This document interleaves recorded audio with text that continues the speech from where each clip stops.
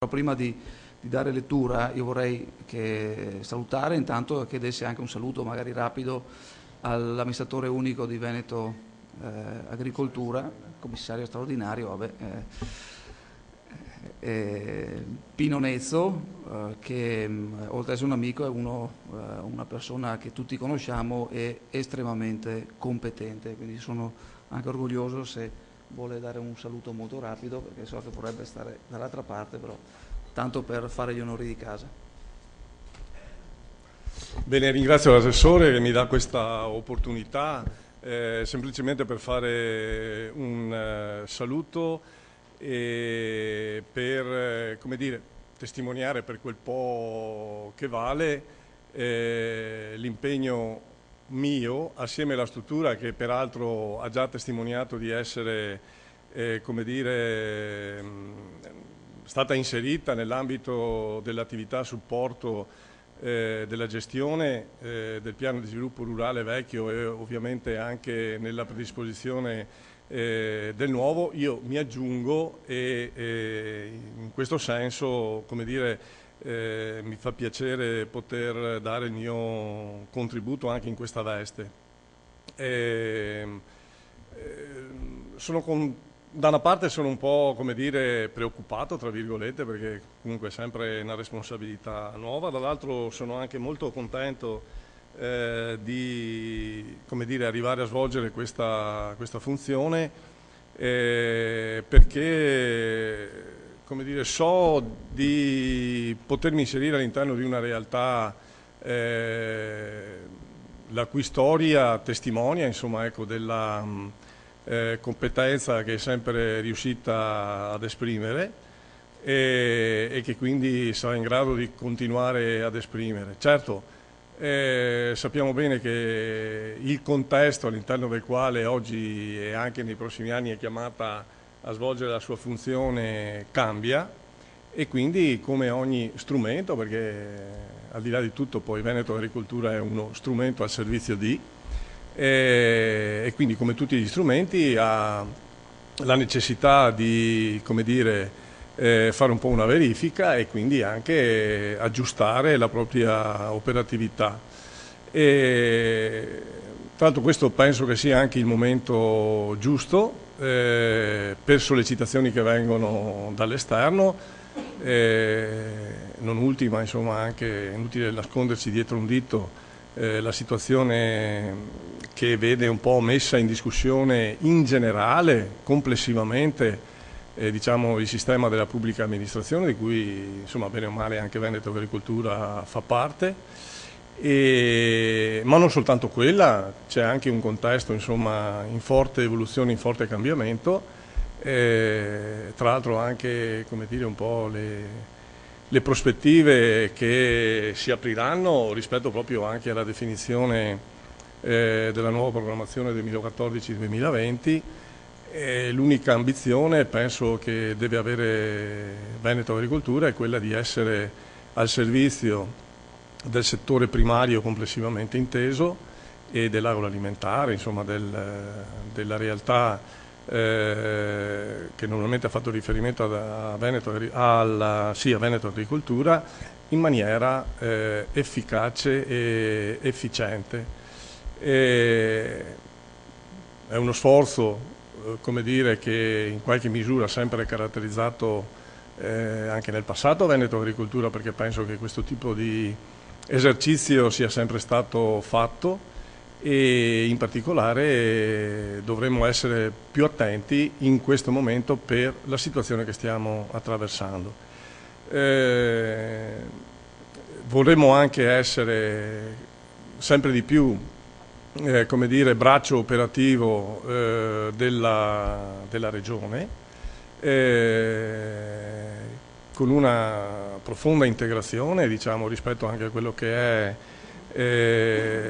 l'attività che la Regione programma e, come dire, definisce e quindi essere strettamente funzionali alle politiche per l'agricoltura e per il settore agroalimentare che verranno definite.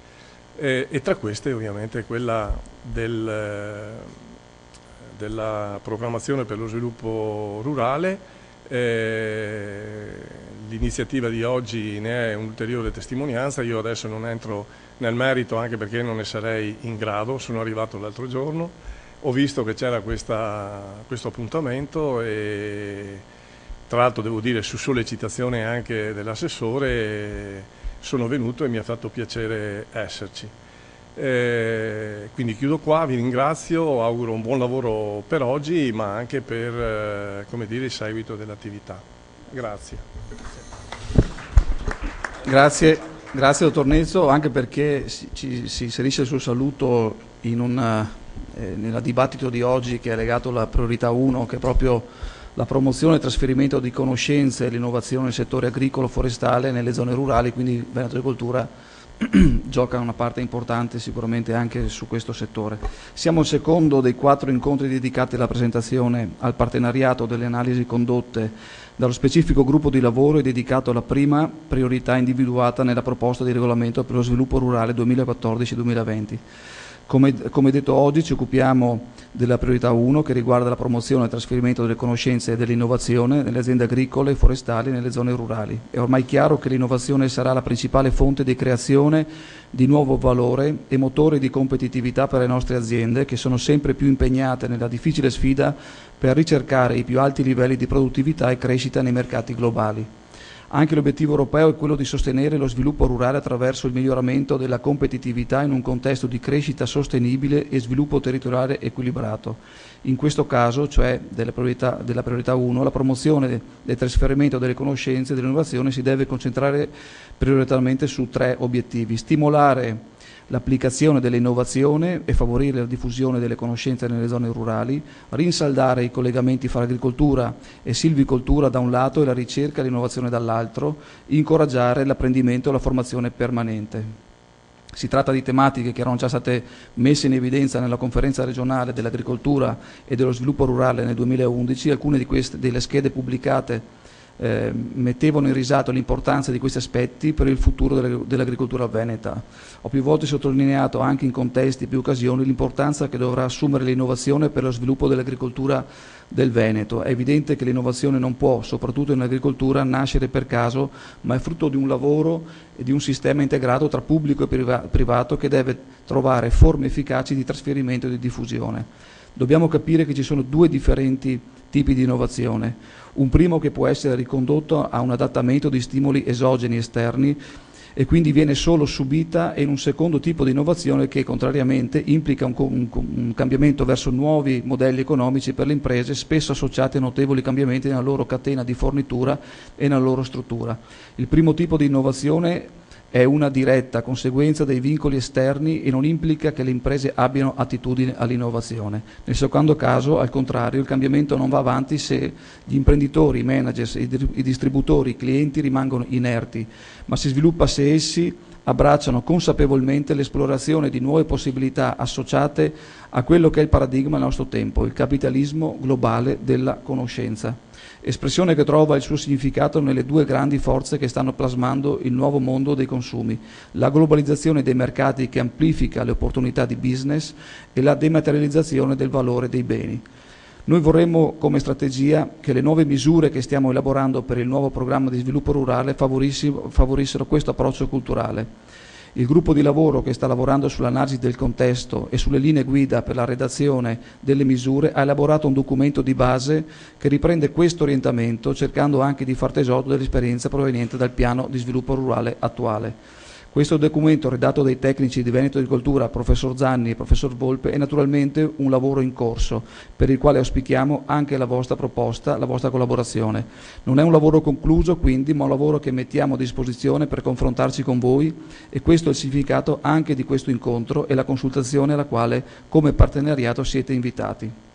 Oggi vi saranno proposte, analisi e dati che hanno permesso di sviluppare una SWOT analisi che evidenzia i punti di forza e debolezza del sistema, così come le opportunità e le minacce.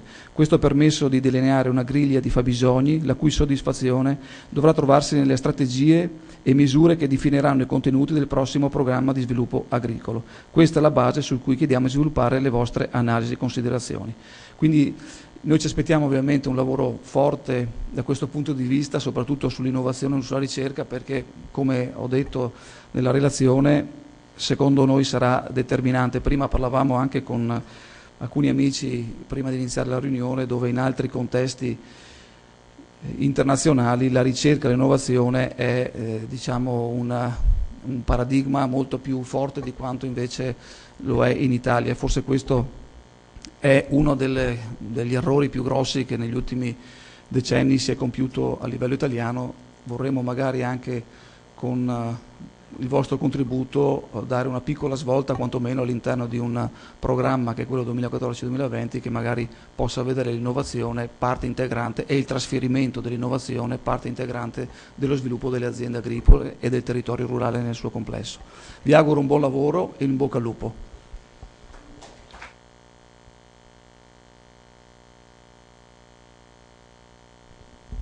Bene, allora grazie all'assessore per la sua introduzione. Cominciamo i lavori della giornata, che ripercorrono sostanzialmente lo standard che abbiamo, il format che abbiamo previsto nella scorsa presentazione relativa alle priorità 4 e 5. Quindi avremo una presentazione, una sintetica presentazione da parte della Regione, Giorgio Trentin, della Direzione Agroambiente, che ci darà il quadro di come stanno evolvendo i lavori relativi all'analisi di questa specifica priorità. Avremo poi una focus slide, ovvero quel prodotto che vi abbiamo già proposto, una sorta di prodotto anche abbastanza nuovo anche la volta precedente, quindi con una sintesi di un lavoro di analisi ben più ampio che è stato condotto anche nell'ambito delle strutture del forum e dei gruppi di analisi, per una diciamo inquadramento della priorità 1. Il focus sulla valutazione intermedia ci serve in questa fase, come sappiamo, per recepire i risultati, i successi o comunque le lezioni del PSR attuale rispetto alla programmazione futura. E qui avremo il dottor Maurizio Mangiola di AgriConsulting, che ci presenterà quindi alcuni risultati relativi a questa programmazione e alla valutazione intermedia. Dopo una breve pausa, il gruppo di lavoro coordinato da dottor Censori di Veneto Agricoltura, che sta lavorando sull'analisi relativa alle 3 focus area di cui appunto presentate poc'anzi dall'assessore. Avremo le sintetiche presentazioni da parte di Censori, del professor Volpi e del professor Zanni, che coadiuvano Veneto Agricoltura nella questa parte di lavoro, e di Stefano Barbieri per quanto riguarda la terza focus area di quelle oggi analizzate.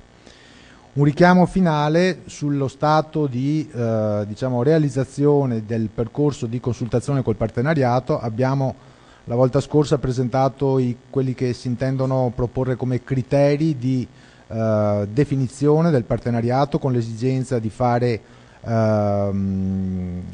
di dare un senso preciso anche al senso di rappresentatività, quindi di individuare soggetti che siano in grado di avere una rappresentazione il più possibile ampia a livello regionale, proprio per dar modo a tutti i soggetti interessati da questa programmazione di poter partecipare in maniera fattiva, costruttiva a questa prima parte sull'analisi e poi alla consultazione che seguiranno. È proprio di questa mattina un ulteriore documento della Commissione Europea che ci propone il format per il PSR e la necessità di sintesi che ci viene chiesta questa volta è assolutamente raggiunge livelli assolutamente inimmaginabili, per cui questa stessa sintesi, per cui a noi magari verrà richiesta un'analisi di contesto realizzata nell'arco di 20-30 pagine, quindi capite qual è lo sforzo che poi a cui è chiamata non solo la Regione, ma soprattutto anche il partenariato, che nel fare le sue osservazioni chiaramente deve aver consapevolezza che questo è il format, quindi dobbiamo lavorare molto su dati, messaggi chiari e chiave e chiaramente lasciar perdere qualsiasi valore qualitativo che non sia rappresentativo di quel che si chiede. Chiuderemo quindi la giornata, oltre che con le osservazioni da parte del partenariato presente, con le conclusioni del dottor Pietro Cecchinato. che ci darà un po' il punto anche rispetto alle prossime scadenze, ai prossimi lavori. Lascio quindi la parola a Giorgio Trentin, che ci dice un po' come è stata avviata ed attivata questa fase di analisi relativa alla priorità 1. Grazie, buongiorno a tutti. Poiché essere sintetici sarà il nostro compito da qui a quando predisporremo appunto le bozze di programmazione di sviluppo rurale, cerco di essere sintetico, più sintetico al massimo, proprio per darvi esito delle modalità organizzative adottate e a che punto sono i lavori svolti per l'analisi della priorità 1. Allora, la Regione per organizzarsi, per affrontare appunto la programmazione, è partita da una considerazione che può essere ben sintetizzata da questa slide. La considerazione è che partendo a marzo 2010 dalla lettura del documento Europa 2020, una strategia per un'Europa intelligente, sostenibile e inclusiva, che individua quindi queste tre priorità, appunto una crescita intelligente, una crescita sostenibile, una crescita inclusiva, e che poi queste tre priorità, dalla considerazione che queste tre priorità poi sono state declinate in 11 obiettivi tematici che trovano riferimento in tutti i documenti, i regolamenti, le bozze di regolamenti comunitari riguardanti la programmazione, non solo sullo sviluppo rurale ma anche sul Fondo Sociale Europeo, piuttosto lo sviluppo regionale, che piuttosto anche ancora sul documento, nel regolamento riguardante il settore della pesca. Questa considerazione, cioè il fatto che noi ritroviamo tre priorità, gli 11 obiettivi tematici ben declinati, e la necessità che per raggiungere questi obiettivi e queste priorità, i 4 fondi che vedete qui ricordati devono lavorare in maniera coordinata e diciamo, gli interventi devono essere realizzati in maniera complementare tra i diversi fondi, ha fatto sì che la Regione scegliesse di dotarsi di un'organizzazione che adesso che deriva tra l'altro anche questa organizzazione deriva proprio dalla lettura del nostro della bozza di regolamento che ci riguarda in maniera più stretta, cioè quella appunto sullo sviluppo rurale. Cioè il FEASR contribuisce quindi alla realizzazione della strategia Europa 2020 in maniera complementare con gli altri strumenti. Allora, se deve lavorare in maniera complementare con gli altri strumenti, è chiaro che a livello regionale la prima cosa da fare, che è stato pensato di fare, è quello di organizzarci in modo da avere con i nostri colleghi che si interessano di Fondo Sociale Europeo piuttosto che Fondo per lo Sviluppo Regionale oppure sulla pesca, una visione comune, e quindi è stata, diciamo, è stato predisposto un coordinamento a livello regionale della cosiddetta PRU, cioè la programmazione regionale unitaria. Questa programmazione regionale unitaria ha l'obiettivo di fatto fare in modo che le analisi del contesto non siano analisi di contesto che riguardano il FEASR, il FESR, il FEAMP, l'FSE, in maniera così scollegata, ma che dalle analisi di contesto che ognuno dei gruppi di lavoro che trattano appunto i diversi fondi stanno sviluppando, comunque è possibile che vengano evidenziati dei fabbisogni che possono potrebbero o non potrebbero trovare soddisfazione per il loro raggiungimento di strumenti nel fondo che ciascuno di noi su cui ciascuno di noi sta lavorando.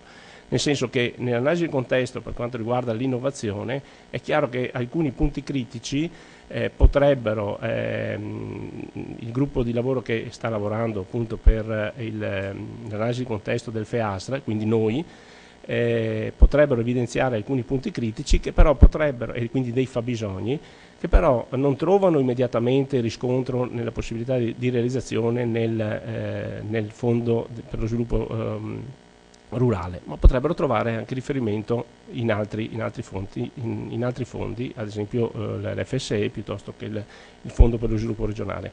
Questo bisogna che noi in prima battuta che siamo chiamati a fare l'analisi, ma anche e soprattutto il partenariato nella lettura dei documenti che poi verranno messi in consultazione, sia ben tenuto presente. Perché comunque i fabbisogni possono, se non direttamente nel programma di sviluppo rurale, potrebbero trovare soluzione anche con l'intervento di altri fondi.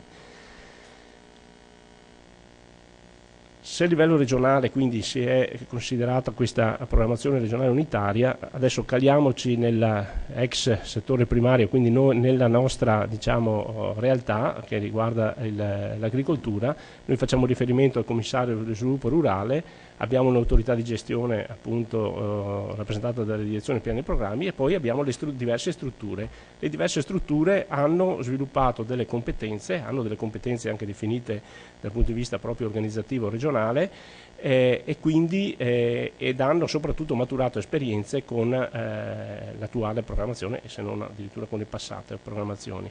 Per cui si è pensato di individuare dei coordinatori di priorità e dei referenti.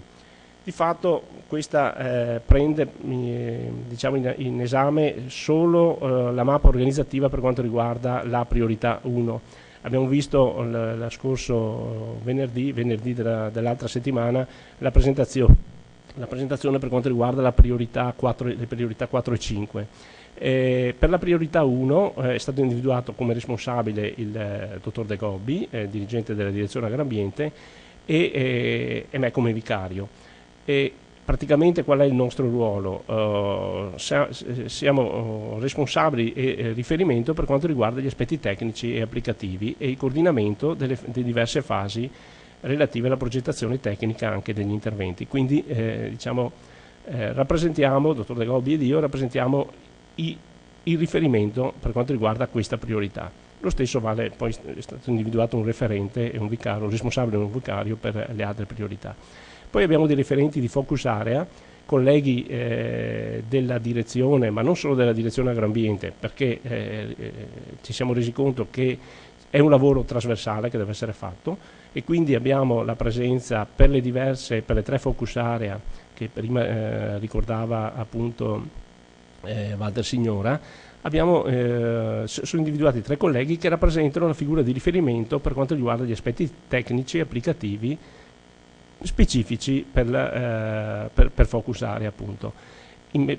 Chiaramente perché sono state individuate queste persone? In relazione alle competenze tecniche che hanno e per le attività che svolgono come responsabili d'ufficio e per l'esperienza maturata nei diversi anni della programmazione attuale.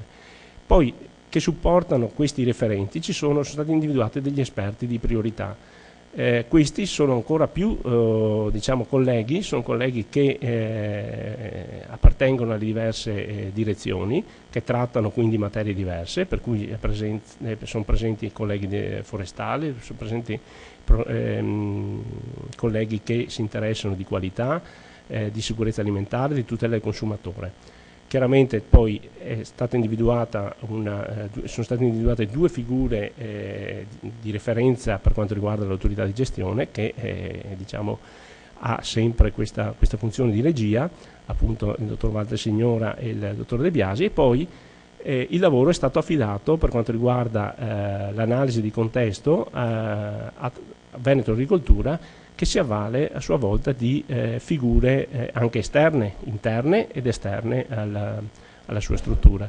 Per cui abbiamo la presenza e il coordinamento del dottor Censori, il dottor Barbieri, il dottor Rella, sempre di Veneto Agricoltura, e poi 2 analisti esterni, il professor Zanni dell'Università di Ferrara, il professor Volpe dell'Università di Venezia, e poi abbiamo INEA con il dottor Longhitano e poi un consulente esterno che è il dottor Munaro.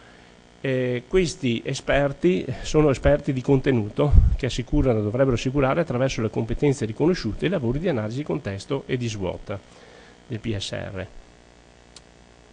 Queste, come abbiamo detto, sono le 3 focus area, cioè se la priorità è promuovere il trasferimento di conoscenze e l'innovazione nel settore agricolo e forestale, questa priorità viene declinata in 3 focus area. La prima focus area riguarda lo stimolo dell'innovazione e la base di conoscenze delle zone rurali. La seconda, rinsaldare in esse tra agricoltura, silvicoltura e la ricerca e l'innovazione, appunto la ricerca e l'innovazione.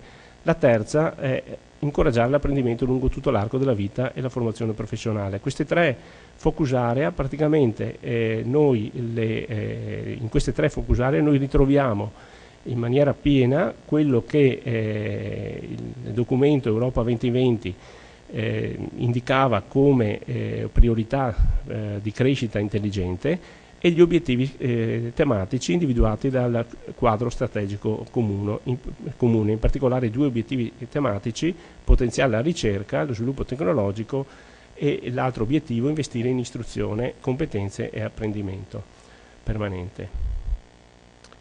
I documenti che, qua è saltato qualcosina, molte cose sono saltate, i documenti che abbiamo dovuto prendere in analisi sono molteplici e dovremo ancora prendere in analisi degli altri.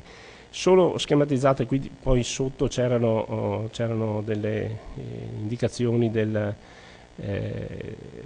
diversi documenti, ma alla fine vedete nella copia, nelle slide che vi è stata, la copia che vi è stata presentata, vengono riprese. Qui forse per qualche motivo informatico si sono perse.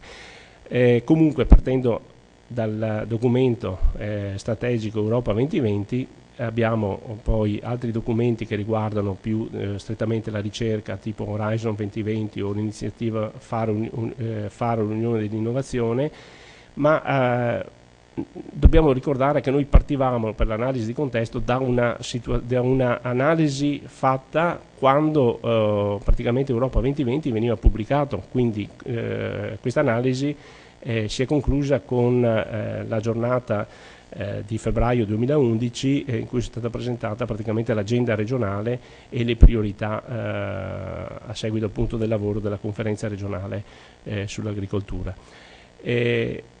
Un documento molto importante che noi dobbiamo avere ben presente in questa fase di programmazione è il quello che noi chiamiamo come in maniera amichevole Elements, che sono è ancora un documento diciamo in bozza, però ci fornisce gli elementi e le indicazioni per la stesura appunto dei documenti di programmazione. Su questa, strano che sia saltato, vabbè. Su questi elements di fatto cosa ci dicono? Che noi dobbiamo praticamente sviluppare un'analisi, vi conviene seguire questa parte, purtroppo passaggio informatico da un modello all'altro, da un programma all'altro ha dato dei problemi. Allora, questi elements cosa ci dicono? Ci dicono che ci sono 3 principali fasi della programmazione. Dobbiamo quindi rispondere nel nostro documento a queste tre domande. Dobbiamo innanzitutto analizzare e quindi fare un'analisi SWOT generale per quanto riguarda il territorio veneto,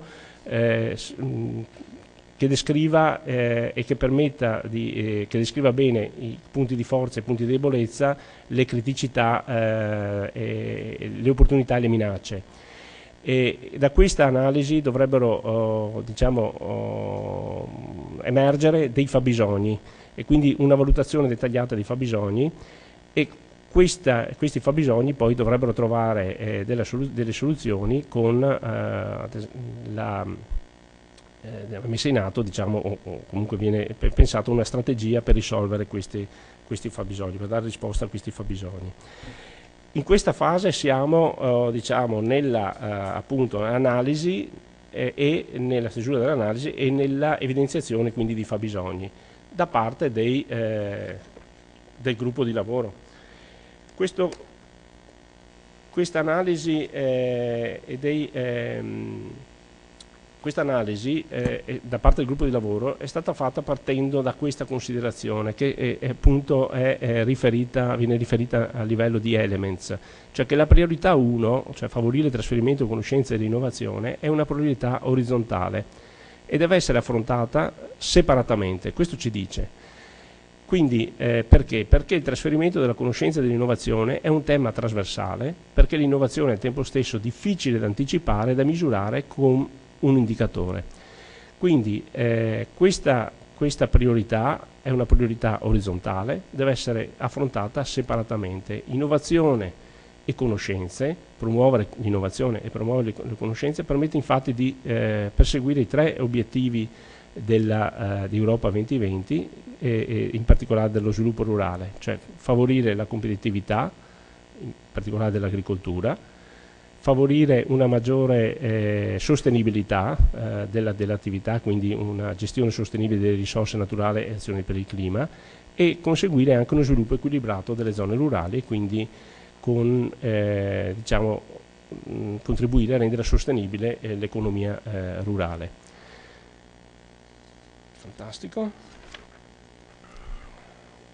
Quindi alla fine verso il PSR 2014-2020 ho ripreso, e quindi non vi perdete nulla anche se qui è saltata, una slide che è stata presentata, il primo incontro con il partenariato per la presentazione appunto dei lavori, quindi che dava avvio a questa confronto, a questo confronto con il partenariato, e noi in questa fase siamo appunto nella presentazione delle analisi. Dicevo che 10 giorni fa è stata presentata l'analisi per la priorità 4 e 5, adesso viene presentata l'analisi priorità 1 e poi nelle prossime settimane fino alla fine di luglio verranno presentate le altre analisi. Il gruppo di lavoro, quindi per la priorità 1, partendo dall'inizio dell'anno 2013, ha presentato una bozza di progetto di disegno di analisi. Ci siamo dati praticamente anche, secondo le indicazioni dell'autorità di gestione, una scaletta di lavoro e predisponendo a vari step dei documenti che via via stanno assumendo stanno maturando. Oggi siamo a luglio 2013, il 1° luglio, e quindi abbiamo la presentazione delle prime indicazioni che emergono dall'analisi di contesto che il gruppo di lavoro ha fatto, quindi l'incontro di partenariato. Chiaramente da questa data poi inizia la raccolta delle osservazioni da parte che il partenariato riterrà opportuno presentare, e successivamente, una volta raccolta, inizierà il lavoro di valutazione. Quindi raccolta, analisi, osservazione del partenariato e completamento e l'integrazione del rapporto di analisi. Ringrazio, non è colpa sua, ringrazio per la collaborazione, per la predisposizione delle slide che funzionavano prima, quindi sicuramente nel passaggio della chiavetta, il collega Rodina di Veneto Agricoltura, che non ha assolutamente colpa di questa cosa, e passerei la parola al dottor Censori, scusa, sì, è vero, a Walter Signora. Grazie Giorgio. Allora, abbiamo avuto il quadro un po' dello stato dei lavori per quanto riguarda la priorità 1, qui abbiamo anche i punti di riferimento eventualmente per anche contatti o chiarimenti che ci fossero necessari. Facciamo questo breve approfondimento di richiamo su che cosa è il contenuto, quali sono i riferimenti fondamentali di questa priorità 1. Attraverso questo estratto di un lavoro, di un seminario che è stato fatto qualche settimana fa a Mestre e del quale abbiamo appunto selezionato una pillola proprio per rinfrescarci a tutti la memoria su qual è il quadro di riferimento comunitario rispetto alla priorità.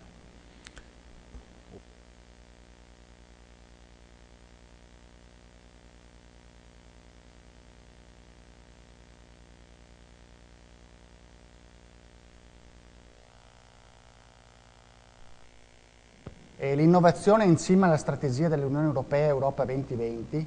Infatti la crescita intelligente, cioè la creazione in Europa di un modello di sviluppo economico che si fondi sulla conoscenza e sull'innovazione, è la prima delle 3 grandi priorità politiche dell'Unione Europea. In questo ambito 2 sono gli obiettivi concreti che l'Unione intende perseguire entro il 2020. Investire almeno il 3% del PIL in attività di ricerca e sviluppo, perché queste sono le attività che rappresentano la prima fonte di innovazione, e investire nelle persone, riducendo il tasso di abbandono scolastico, per capirci chi si ferma alla vecchia terza media, dal 15% attuale al meno del 10%, e facendo in modo che almeno il 40% dei giovani che hanno tra i 30 e i 34 anni abbia una laurea, perché le risorse più importanti di cui dispone l'Europa, se non l'unica risorsa, sono i suoi cittadini. Per raggiungere questi 2 obiettivi concreti entro il 2020, l'Unione Europea sta attuando importanti programmi di riforme, mediante 7 grandi iniziative faro, in cui sono coinvolti anche i singoli Stati, le regioni, gli enti locali e le parti economiche e sociali. In particolare nel campo dell'economia, della conoscenza e dell'innovazione, la riforma dei sistemi anche regionali della ricerca e dell'innovazione e dell'accesso ai relativi finanziamenti, per fare in modo che le idee innovative si trasformino in nuovi prodotti e servizi in grado di stimolare la crescita e l'occupazione. La riforma dei sistemi di istruzione per migliorare l'efficienza e agevolare l'ingresso dei giovani nel mercato del lavoro. Quale ruolo può svolgere e quale contributo può dare l'agricoltura per affrontare questa grande sfida europea e per raggiungere questi importanti obiettivi comuni? Per il periodo di programmazione 2014-2020 è stata assegnata al FESR una nuova missione che vedete nella slide: contribuire a realizzare gli obiettivi della strategia Europa 2020, in particolare come recita l'articolo 3 del nuovo regolamento, attraverso il sostegno a un settore agricolo innovativo. Che cosa significa sostenere un settore agricolo innovativo? Nei programmi dell'Unione Europea per il periodo 2014-2020 significa sostenere quell'agricoltura che è in grado di fornire un contributo determinante al raggiungimento degli obiettivi tematici in cui la strategia Europa 2020 è tradotta e che sono comuni a tutti i fondi del quadro strategico comune 2014-2020, di cui il FESR è una componente essenziale. In particolare, per quel che riguarda il tema di questa prima visita guidata, significa concentrare il sostegno del FESR in azioni finalizzate a rafforzare la ricerca, lo sviluppo tecnologico, l'innovazione e a investire nelle competenze, nell'istruzione e nell'apprendimento permanente. Non è un caso, quindi, se la prima delle 6 nuove priorità del FESR per il periodo 2014-2020, come potete vedere, è proprio questa: promuovere il trasferimento di conoscenze e l'innovazione nel settore agricolo e forestale e nelle zone rurali. Perché l'innovazione è considerata così importante nella futura programmazione dello sviluppo rurale? Perché il mondo è cambiato, nuove sfide si presentano all'agricoltura europea dovute alla globalizzazione, a una progressiva ulteriore liberalizzazione dei mercati dei prodotti agricoli, a nuove regole internazionali del commercio che limiteranno di molto in futuro gli aiuti diretti di cui beneficiano le imprese agricole europee. Da ultimo, alla prospettiva di una grande area di libero scambio tra Stati Uniti e Unione Europea, che assieme a importantissime opportunità di crescita per la nostra economia comporterà anche rischi per i nostri prodotti e le nostre imprese. Investire in un settore agricolo innovativo significa quindi preparare le aziende agricole per il futuro, utilizzare le risorse del FESR e del programma di sviluppo rurale del Veneto in maniera intelligente per fornire alle imprese agricole gli strumenti necessari per sfruttare le nuove opportunità di mercato e per affrontare i rischi e le minacce, aumentando la competitività attraverso in particolare e soprattutto l'innovazione. Per questi motivi l'innovazione non solo è la prima delle 6 priorità del FESR, come abbiamo visto, ma addirittura nella programmazione 2014-2020 sarà uno degli obiettivi trasversali a tutte le misure del futuro programma di sviluppo rurale. Che cosa significa? Significa che ogni misura del futuro PSR per il Veneto dovrà essere utilizzata in funzione dell'innovazione del e nel settore agricolo. Ciò riguarda le misure per la competitività delle imprese agricole, ma anche le misure agroambientali e infine anche le misure per lo sviluppo delle zone rurali, dove, per fare un esempio, l'innovazione sociale giocherà un ruolo importante. Ma più in concreto, investire nell'innovazione in agricoltura, che cosa significherà per i nuovi programmi di sviluppo rurale? Significa sviluppare alcune azioni chiave nel territorio regionale, ad esempio, come potete vedere, promuovendo la realizzazione di progetti di cooperazione tra il settore agricolo, alimentare, il forestale e gli altri settori, anche attraverso la creazione di distretti tecnologici o di reti di imprese a livello regionale per sviluppare nuovi prodotti e processi produttivi.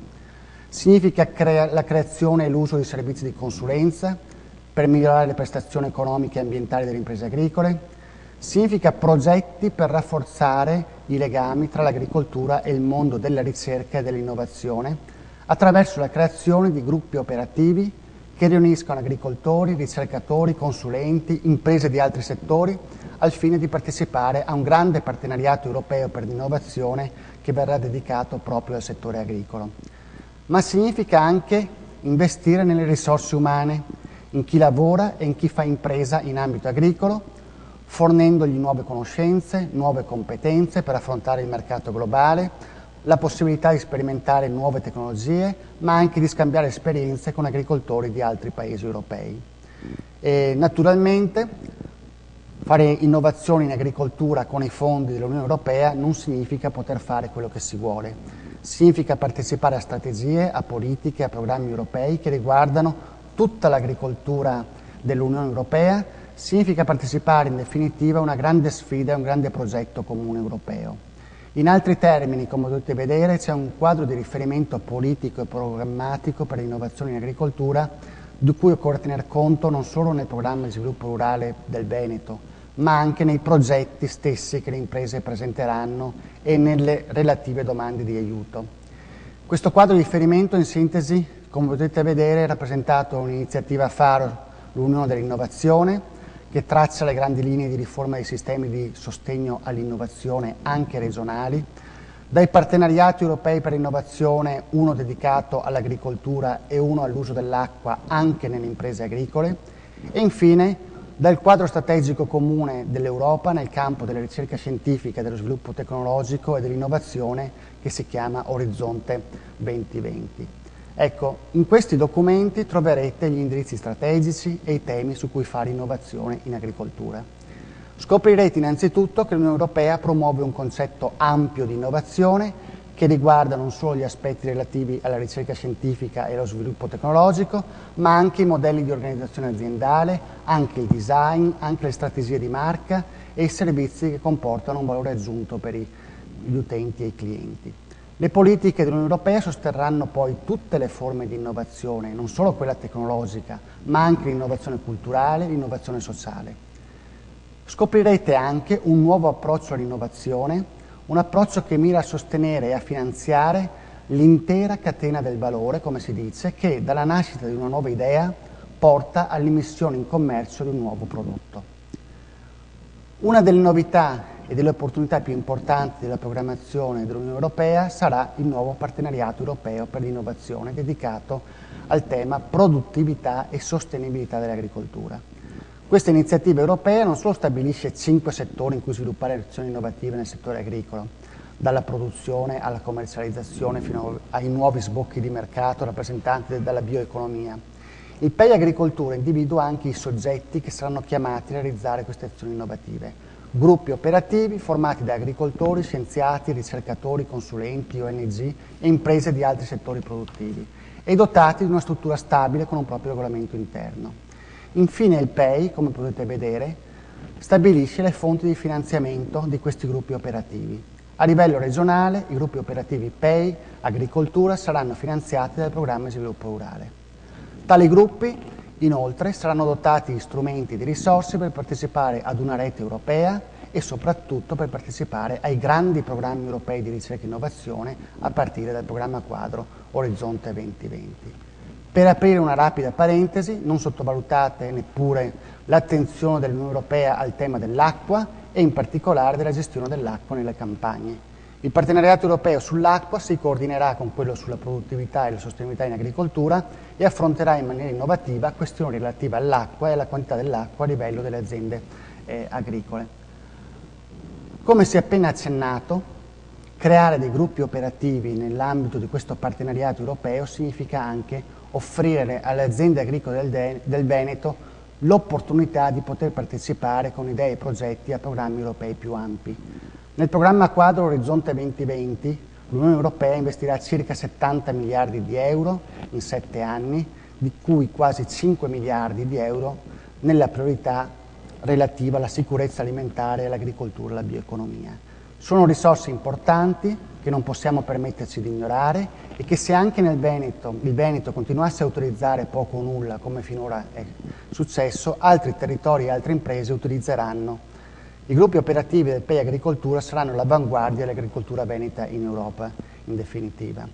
L'articolo 61 del nuovo regolamento FEASR dispone appunto questo, che il futuro programma di sviluppo rurale dovrà finanziare questi gruppi operativi.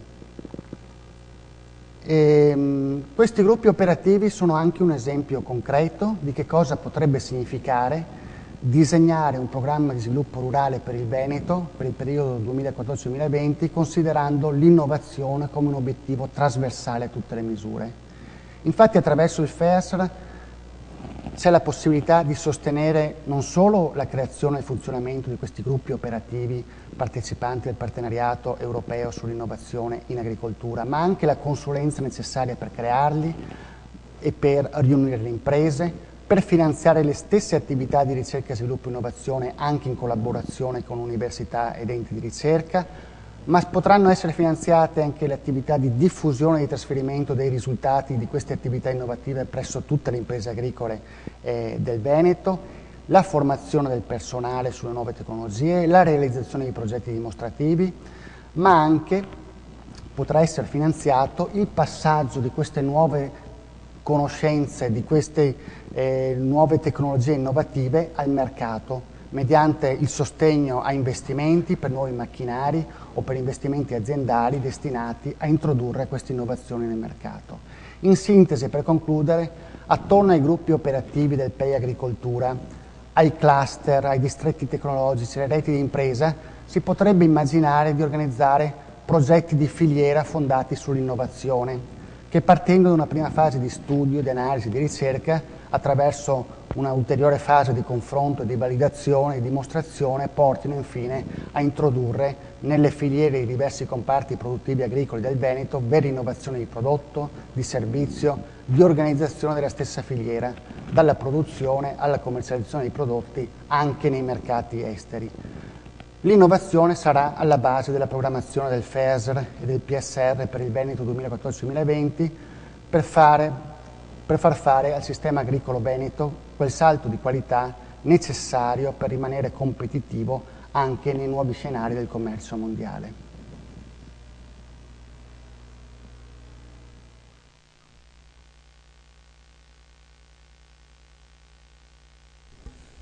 Ecco, quindi alcuni richiami che ci danno qualche elemento in più per poter avere sul nostro tavolo di lavoro la vasta serie di strumenti che stanno sotto allo sviluppo di tutto quel che riguarda innovazione e conoscenza nella prossima programmazione. Molti strumenti sono anche nuovi, si punta molto sulla cooperazione, progetti pilota, progetti innovativi, quindi queste sono tutte sfide che la Regione dovrà affrontare, magari proseguendo anche alcune iniziative tipo esperienze come la misura 124 che già in questa programmazione ha dato il via a un processo nuovo anche di collaborazione tra chi opera sul campo e chi opera nel mondo della ricerca.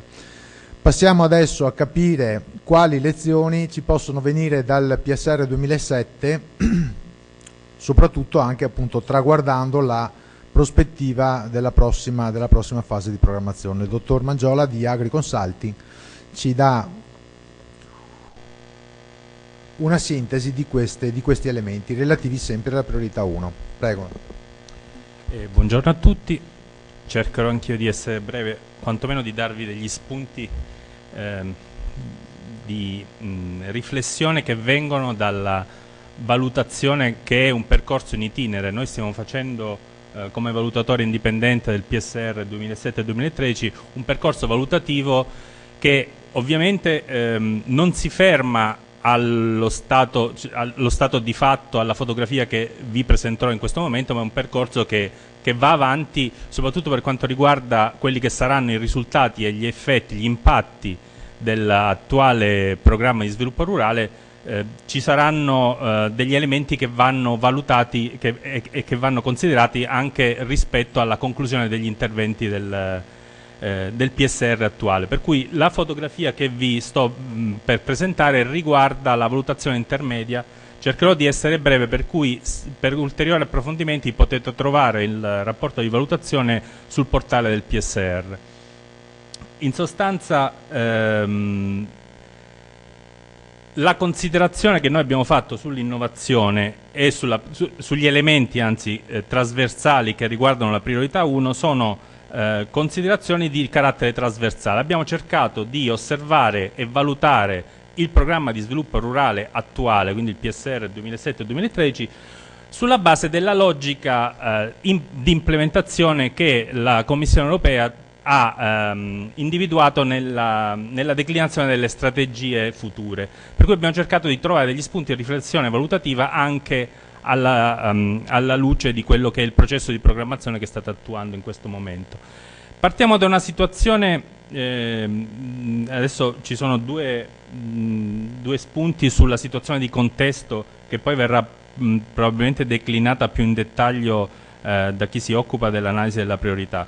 La situazione di contesto regionale da cui la Regione è partita per la definizione della strategia 2007-2013 con dati che relativi alla Regional Innovation Scoreboard del 2012, quindi dati al 2011, vedono la Regione Veneto, il sistema delle imprese della Regione Veneto, quindi non solo le imprese agroalimentari e lo sviluppo rurale, ma anche tutte le imprese del settore produttivo regionale, con una propensione all'innovazione abbastanza consolidata, nel senso la Regione Veneto rientra tra le regioni europee nell'ambito del benchmarking internazionale all'interno delle cosiddette regioni follower.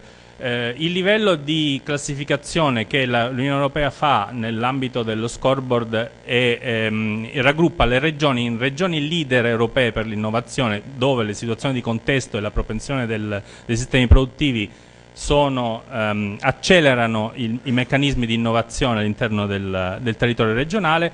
Le regioni cosiddette follower che seguono le regioni leader dell'innovazione, e poi ci sono le regioni con un livello di innovazione moderato e le regioni con un livello di innovazione più basso, che sono le regioni che le regioni più deboli.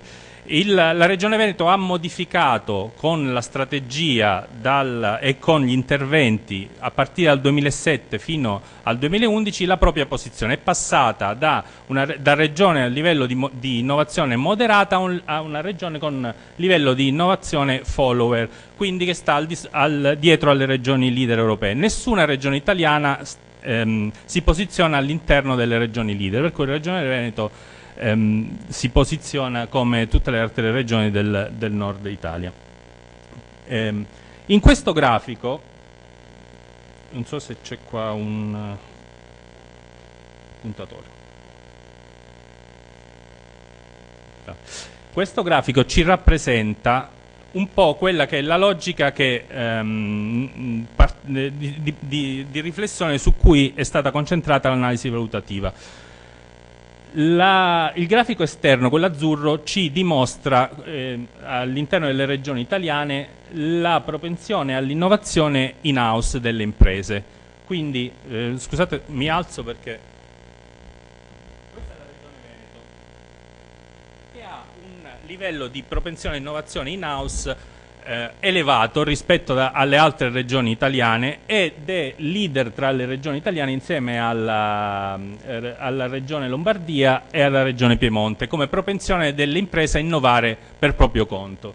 Il grafico interno ci evidenzia invece la propensione delle imprese a innovare in maniera cooperativa, ossia a costruire dei percorsi di innovazione in partenariato con altri soggetti. In questo caso la performance della Regione Veneto si riduce rispetto ad alcune altre regioni leader, è al di sopra della media nazionale, però è molto più debole rispetto alla propensione all'innovazione singolarmente. Questo cosa ci dice? Questo elemento è l'elemento che ha portato poi alla definizione della strategia regionale che è stata implementata all'interno del PSR, per cui già dal piano strategico regionale per la ricerca scientifica e lo sviluppo del 2008-2010 la Regione si è dotata di una serie di obiettivi di innovazione relativi alla trasformazione degli asset regionali in centro di competenza per i progetti di ricerca e l'attività di innovazione a livello nazionale, aumentare la competitività del sistema produttivo regionale valorizzando i punti di forza, quindi le competenze regionali per l'innovazione e attivando la cooperazione tra i soggetti del sistema dell'innovazione regionale, e nello stesso tempo stimolare lo sviluppo tecnologico con la cooperazione tra il sistema della ricerca e il sistema delle imprese. Questi elementi sono elementi che già c'erano all'interno del PSR 2007-2013 e che sono state attivate all'interno in particolare della misura 124 che adesso andiamo a vedere. La questione dell'innovazione però non è una questione che all'interno del PSR si declina solo all'interno della misura 124, che è la misura specifica di sostegno alla cooperazione produttiva tra i sistemi di impresa e il sistema della ricerca. L'innovazione è uno degli elementi, una delle priorità che all'interno del periodo di programmazione 2007-2013 viene declinata anche nelle altre misure di investimento e che riguarda alcuni interventi, una parte degli interventi che nel corso della valutazione sono stati monitorati rispetto alla propensione innovativa delle imprese. Dai dati che emergono dal sistema di monitoraggio e dalle rilevazioni che sono state fatte, più di 600 imprese che hanno investito nell'ambito dell'asse 1, in particolare la misura 121 e 123, hanno manifestato una certa propensione all'innovazione, innovando in particolare, ovviamente con lo strumento dell'investimento produttivo, innovando l'innovazione tecnologica, innovando la strumentazione, innovando anche l'innovazione organizzativa attraverso gli investimenti. Questo elemento è un elemento che di per sé ci dà una chiave di lettura della propensione dell'innovazione delle imprese rispetto all'asse 1 e più del 37% delle imprese che sono state intervistate nell'ambito di un'indagine hanno manifestato questa propensione all'innovazione. Il dato più interessante, siccome questa analisi è stata, questo approfondimento è stato fatto sia su imprese beneficiarie della misura 121 che a pacchetto singolo, insomma, che a intervento singolo, sia all'interno di beneficiari della misura 121 che a loro volta erano anche beneficiari del pacchetto giovani.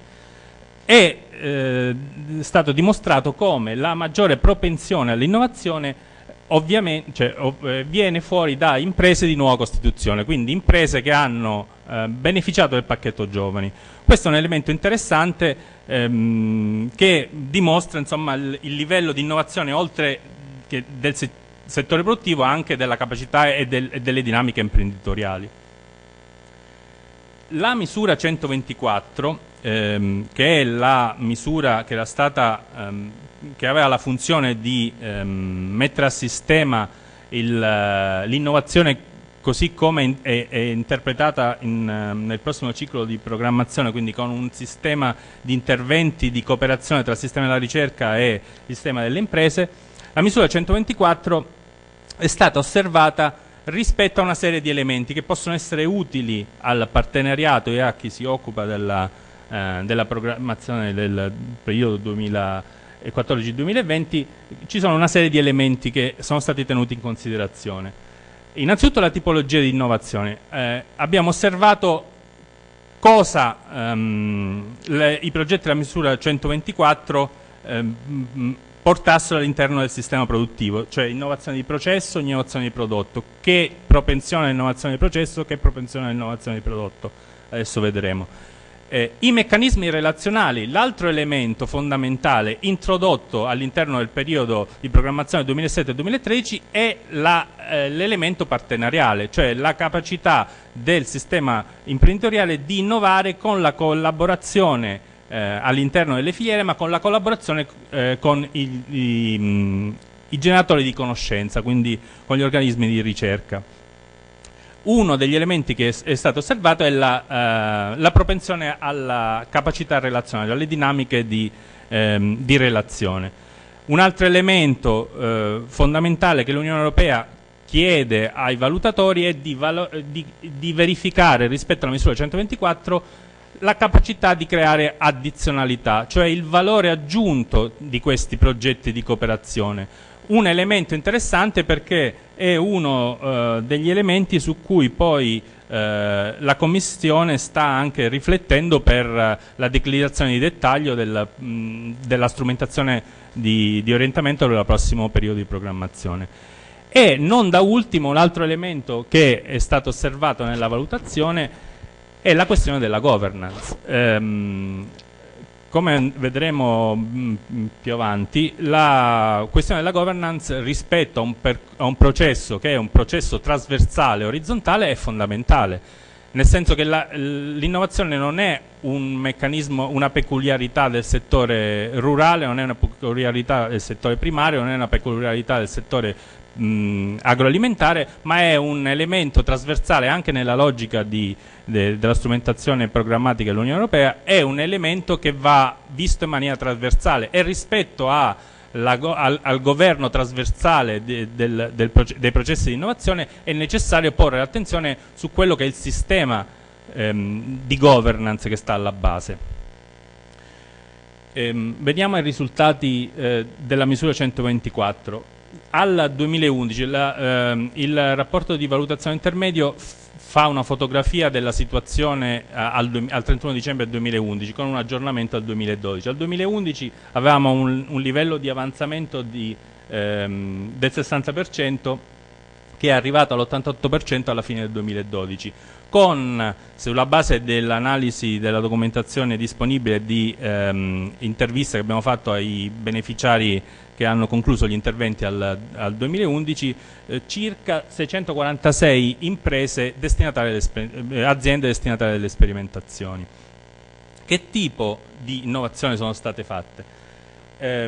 Come vedete da questo grafico, l'innovazione prevalente è un'innovazione mista processo-prodotto, nel senso che si tratta prevalentemente di innovazioni di processo che portano poi a incremento della qualità o innovazioni di prodotto, diciamo, in maniera secondaria. Non ci sono degli interventi veri e propri, solo il 33% degli interventi è finalizzato all'innovazione del prodotto. Questo è un elemento importante anche rispetto alla questione dell'addizionalità e ci dà anche una chiave di lettura di quelli che sono i meccanismi che hanno portato alla costruzione dei partenariati.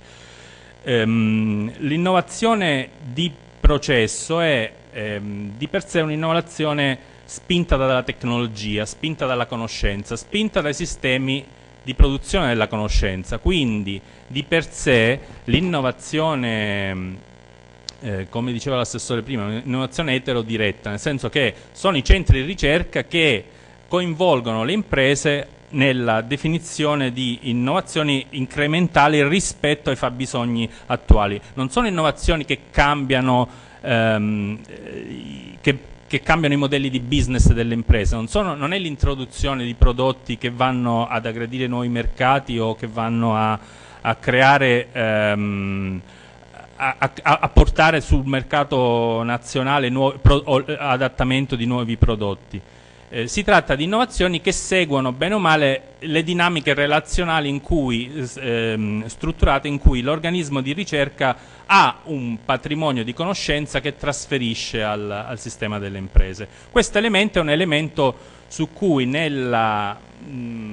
nell'analisi del meccanismo relazionale nel futuro è fondamentale, è un elemento da tenere in considerazione in maniera importante, perché è importante che sia marcato il ruolo delle imprese all'interno dei meccanismi di cooperazione futuri. È importante che nella programmazione 2014-2020 si tenga conto della capacità delle imprese di proporre innovazione rispetto a quella di acquisire.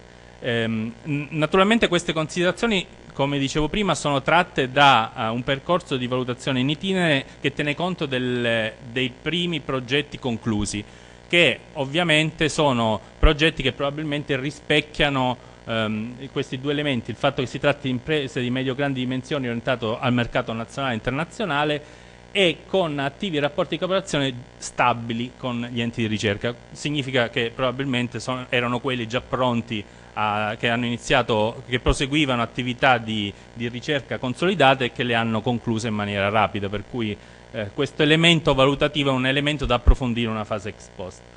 Tre sono gli spunti di riflessione. Uno è la questione del consolidamento, il consolidamento dei rapporti, perché è fondamentale dare continuità ai rapporti con gli enti di ricerca, facendo in modo però, come al terzo punto, che il ruolo delle imprese sia marcato rispetto al ruolo del produttore di conoscenza.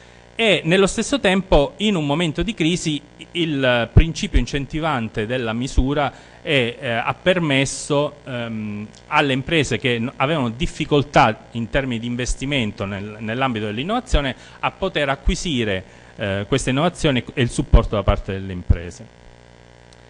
Rispetto all'addizionalità, come dicevamo prima, i progetti sono prevalentemente spinti dalla tecnologia piuttosto che tirati da un'analisi dei bisogni di mercato, quindi in questo caso nel prossimo futuro sarebbe opportuno riflettere su come le imprese possano percepire le dinamiche di mercato e poi trasferirle agli enti di ricerca per lo sviluppo, in modo da anticipare i tempi e non seguire la conoscenza che è già attiva. E nello stesso tempo l'elemento particolare della misura 124 è il carattere precompetitivo. Ovviamente rispetto all'addizionalità, al valore aggiunto, non possiamo sapere come progetti di carattere predittivo possano avere un impatto rispetto al futuro, perché il carattere precompetitivo di per sé rappresenta un elemento sperimentale che non necessariamente potrà poi successivamente arrivare ad essere industrializzato e arrivare sul mercato. Rispetto alla questione dell'addizionalità e rispetto agli elementi che abbiamo osservato utili alla programmazione 2014-2020, vale il principio della trasversalità dell'elemento innovazione, dell'elemento della priorità 1, trasversalità rispetto al fatto che il sistema che innova non è un sistema di impresa, non è la singola impresa, è il sistema territoriale.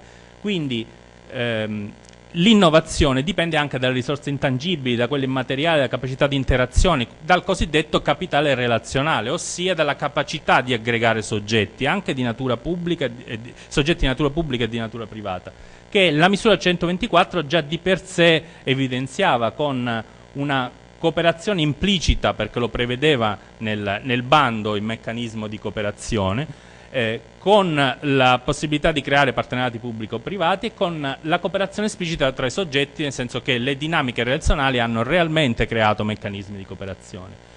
Gli altri due elementi che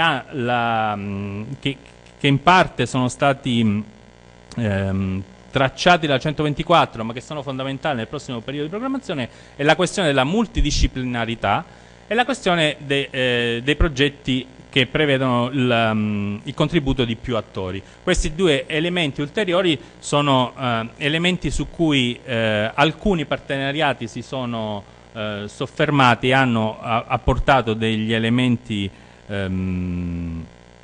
di innovazione anche nella capacità di gestire discipline diverse o sperimentate in settori differenti. e sono fondamentali per il prossimo periodo di programmazione. L'altro elemento che abbiamo osservato è relativo alla modalità di trasferimento dell'innovazione. Il 33% delle iniziative riguarda un meccanismo di trasferimento all'interno del sistema delle imprese stesse, ossia chiuso rispetto alla regione, chiuso rispetto all'esterno. Questo probabilmente perché i progetti sono legati a dinamiche di carattere competitivo e le imprese avevano tutto l'interesse a preservare l'elemento competitivo rispetto all'apertura del trasferimento all'esterno. Il livello di trasferimento lo possiamo riscontrare diciamo, con una dimensione regionale. Il 43% delle imprese, dei soggetti coinvolti all'interno dei progetti della 124 ha previsto di fare un livello di trasferimento e di diffusione dei risultati a livello regionale. Questo elemento è un elemento critico rispetto a quella che è nel prossimo periodo di programmazione l'apertura che viene data per esempio dai PEI.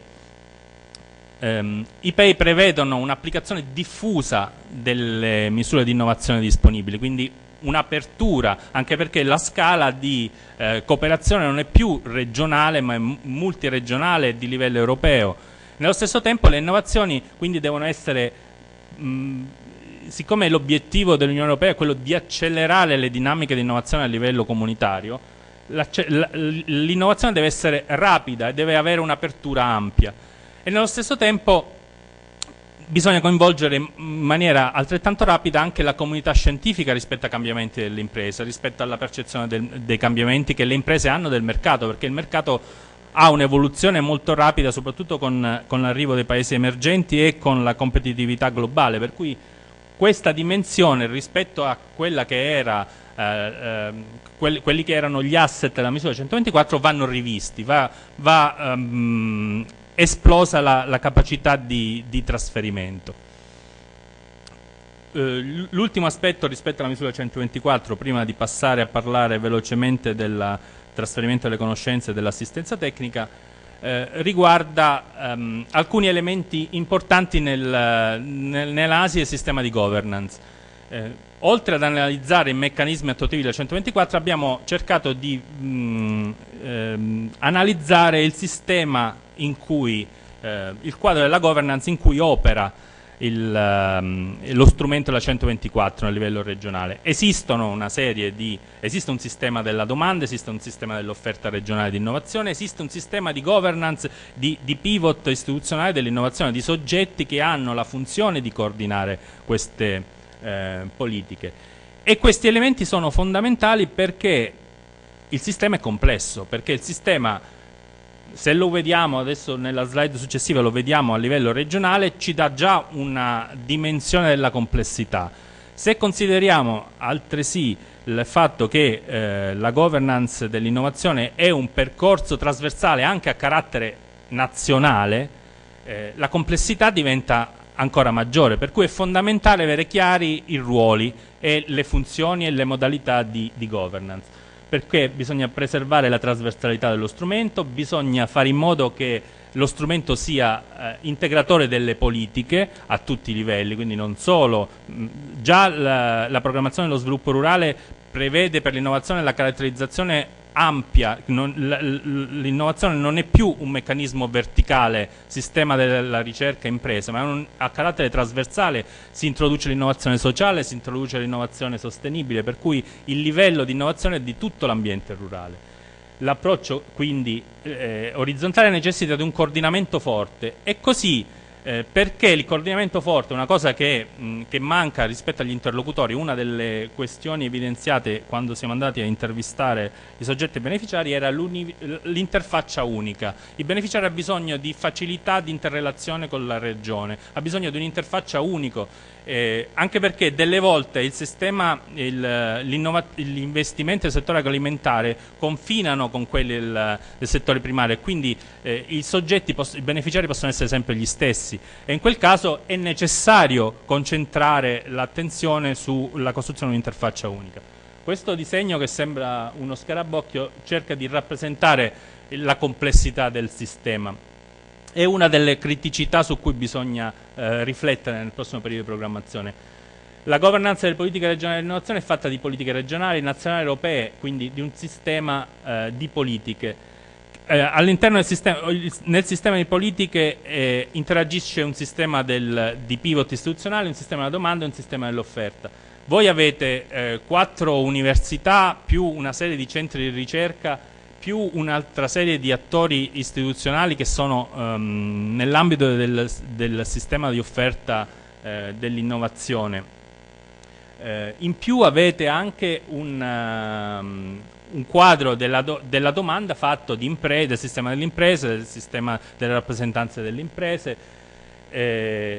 In tutto questo quadro c'è anche il ruolo del Ministero dell'Agricoltura e degli strumenti che il Ministero dell'Agricoltura mette a disposizione rispetto al sistema dell'innovazione e della ricerca, non solo, ma anche un sistema trasversale che coinvolge anche gli altri ministeri e altre istituzioni regionali, per cui bisogna chiarire quali sono i ruoli e definirli e codificarli, chiarire quali sono le interconnessioni, nonché le competenze, e avere chiaro il quadro degli attori. È un sistema complesso, che va decodificato per poter sviluppare diciamo un sistema di governance che sia efficiente soprattutto.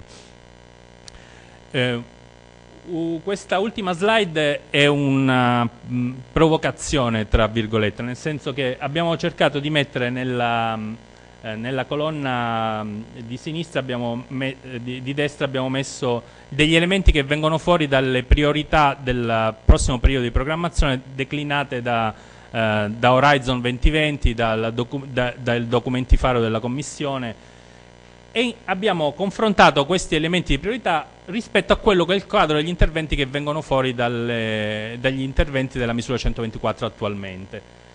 Come vedete, il livello, la capacità progettuale delle imprese è lontana dalle priorità comunitarie attualmente, almeno lo stato di fatto che noi abbiamo fotografato con gli interventi che sono stati proposti non sempre vanno in quella direzione, a parte, diciamo, la sostenibilità degli interventi dell'agricoltura e della silvicoltura, che sono delle tematiche già affrontate dalle imprese, sui cambiamenti climatici, sulle bioindustrie sostenibili e sulla questione delle acque. I beneficiari non si sono confrontati. Ovviamente le priorità del 2007-2013 non erano declinate in questo livello di dettaglio, però le esigenze delle imprese non vanno nemmeno in quella direzione. Per cui si tratta anche di capire come orientare in qualche modo la domanda rispetto alle priorità. Chiuso diciamo, la tematica specifica relativa all'innovazione, facciamo una breve disamina di quelli che sono gli elementi che sono emersi nell'ambito dell'analisi della misura 111 e la misura 114, che sono quelle relative al trasferimento delle conoscenze e all'assistenza tecnica. Il grafico di destra ci rappresenta la situazione di partenza, diciamo del sistema nazionale, dei capi azienda a livello nazionale e a livello regionale. Il 77% dei capi azienda non ha nessun titolo di studio. Questo dato è fotografato dal censimento dell'agricoltura del 2010.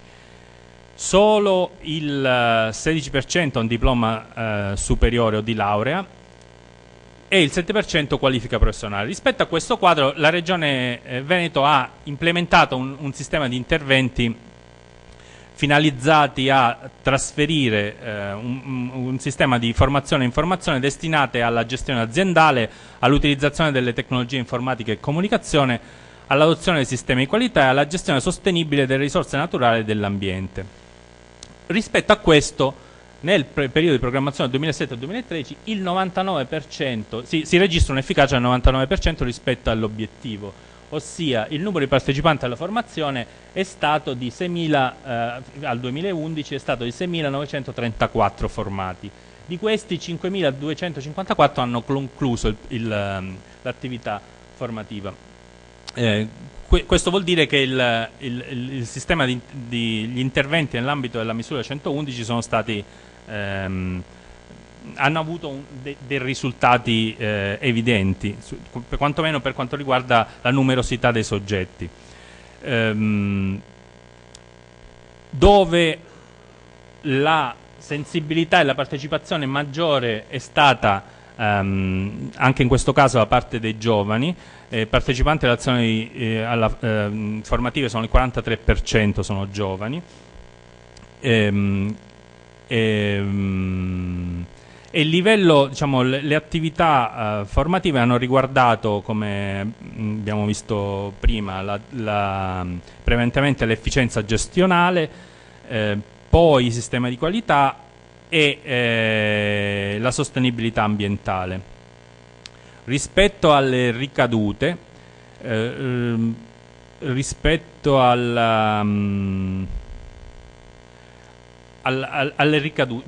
ricadute, il numero di persone che ha dichiarato di aver modificato la propria competitività aziendale in seguito alla partecipazione ai corsi è stato il 54% dei partecipanti ai corsi stessi. Di questi il 29% sono coloro che hanno migliorato, il 29% hanno migliorato la visione del sistema di qualità, il 28% hanno modificato la gestione economica delle imprese e il 18% la gestione informatizzata, anche alla luce di quelli che sono le tipologie di interventi. Per quanto riguarda la tematica ambientale, invece, il 57% delle imprese che ha concluso con successo l'intervento formativo ha dichiarato di aver beneficiato e di aver migliorato il proprio approccio rispetto alle tematiche della gestione sostenibile, in particolare rispetto ai criteri di gestione obbligatoria e rispetto alla non riesco a leggere, all'introduzione, un attimo che abbiamo lo stesso problema di prima, l'introduzione del risparmio idrico, in particolare il risparmio energetico.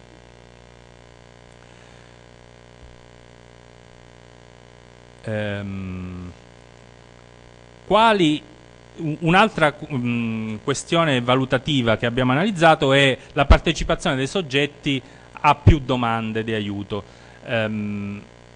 La maggior parte dei soggetti non partecipa ad altre misure, ha aderito semplicemente alla misura 111, mentre il 29-27% ha aderito anche alle misure di primo insediamento e alla misura di investimento 121. Solo il 7% dei formati con successo ha aderito alla misura 214. Quindi bisogna probabilmente nella riflessione rispetto al prossimo periodo di programmazione ragionare sulla capacità di integrazione tra lo strumento della formazione e le misure investimento. Rispetto ai giovani, quindi a coloro che hanno aderito alla misura 112, il 90% dei partecipanti alla misura 111, che ha anche beneficiari della 112, hanno dichiarato miglioramenti delle attività aziendali, in particolare sulla sicurezza sul lavoro e sulla tutela dell'ambiente e sulla competitività. Per quanto concerne invece l'utilizzo della misura 114, la misura è stata prevalentemente utilizzata dai beneficiari per la consulenza di base, ossia per la consulenza relativa alla condizionalità, in sostanza, e la sicurezza sul lavoro, mentre la consulenza avanzata, quella relativa al terziario, all'innovazione di qualità, all'innovazione tecnologica, al risparmio energetico, è stata utilizzata solo dal 31% dei beneficiari. Anche in questo caso è stato verificato il livello di ricadute. L'84% dei soggetti che ha partecipato all'attività di consulenza, di assistenza tecnica, ha dichiarato di aver avuto ricadute positive sulla propria attività aziendale, in particolare rispetto alla sicurezza sul lavoro e successivamente rispetto alla questione della condizionalità. Questo per quanto riguarda diciamo, la consulenza di base. Per quanto riguarda la consulenza avanzata, i soggetti che hanno partecipato alla consulenza avanzata nel 94% dei casi hanno dichiarato di aver beneficiato, di aver avuto benefici dalla partecipazione all'attività di consulenza. Anche in questo caso prevale la sicurezza sul lavoro, le tematiche relative alla sicurezza sul lavoro. Questo ultimo grafico ci permette di capire come il meccanismo di supporto e consulenza sia stato giudicato positivamente dal 62% dei partecipanti. Solo l'1% dei beneficiari ha dichiarato le attività insufficienti, insomma, il supporto insufficiente. Spero di aver detto tutto. Per qualsiasi approfondimento potete fare riferimento al documento.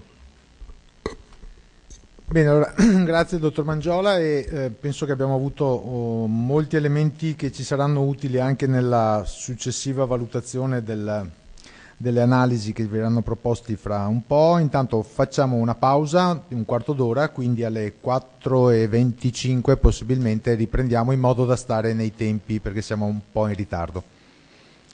C'è un coffee break nella sala di fronte.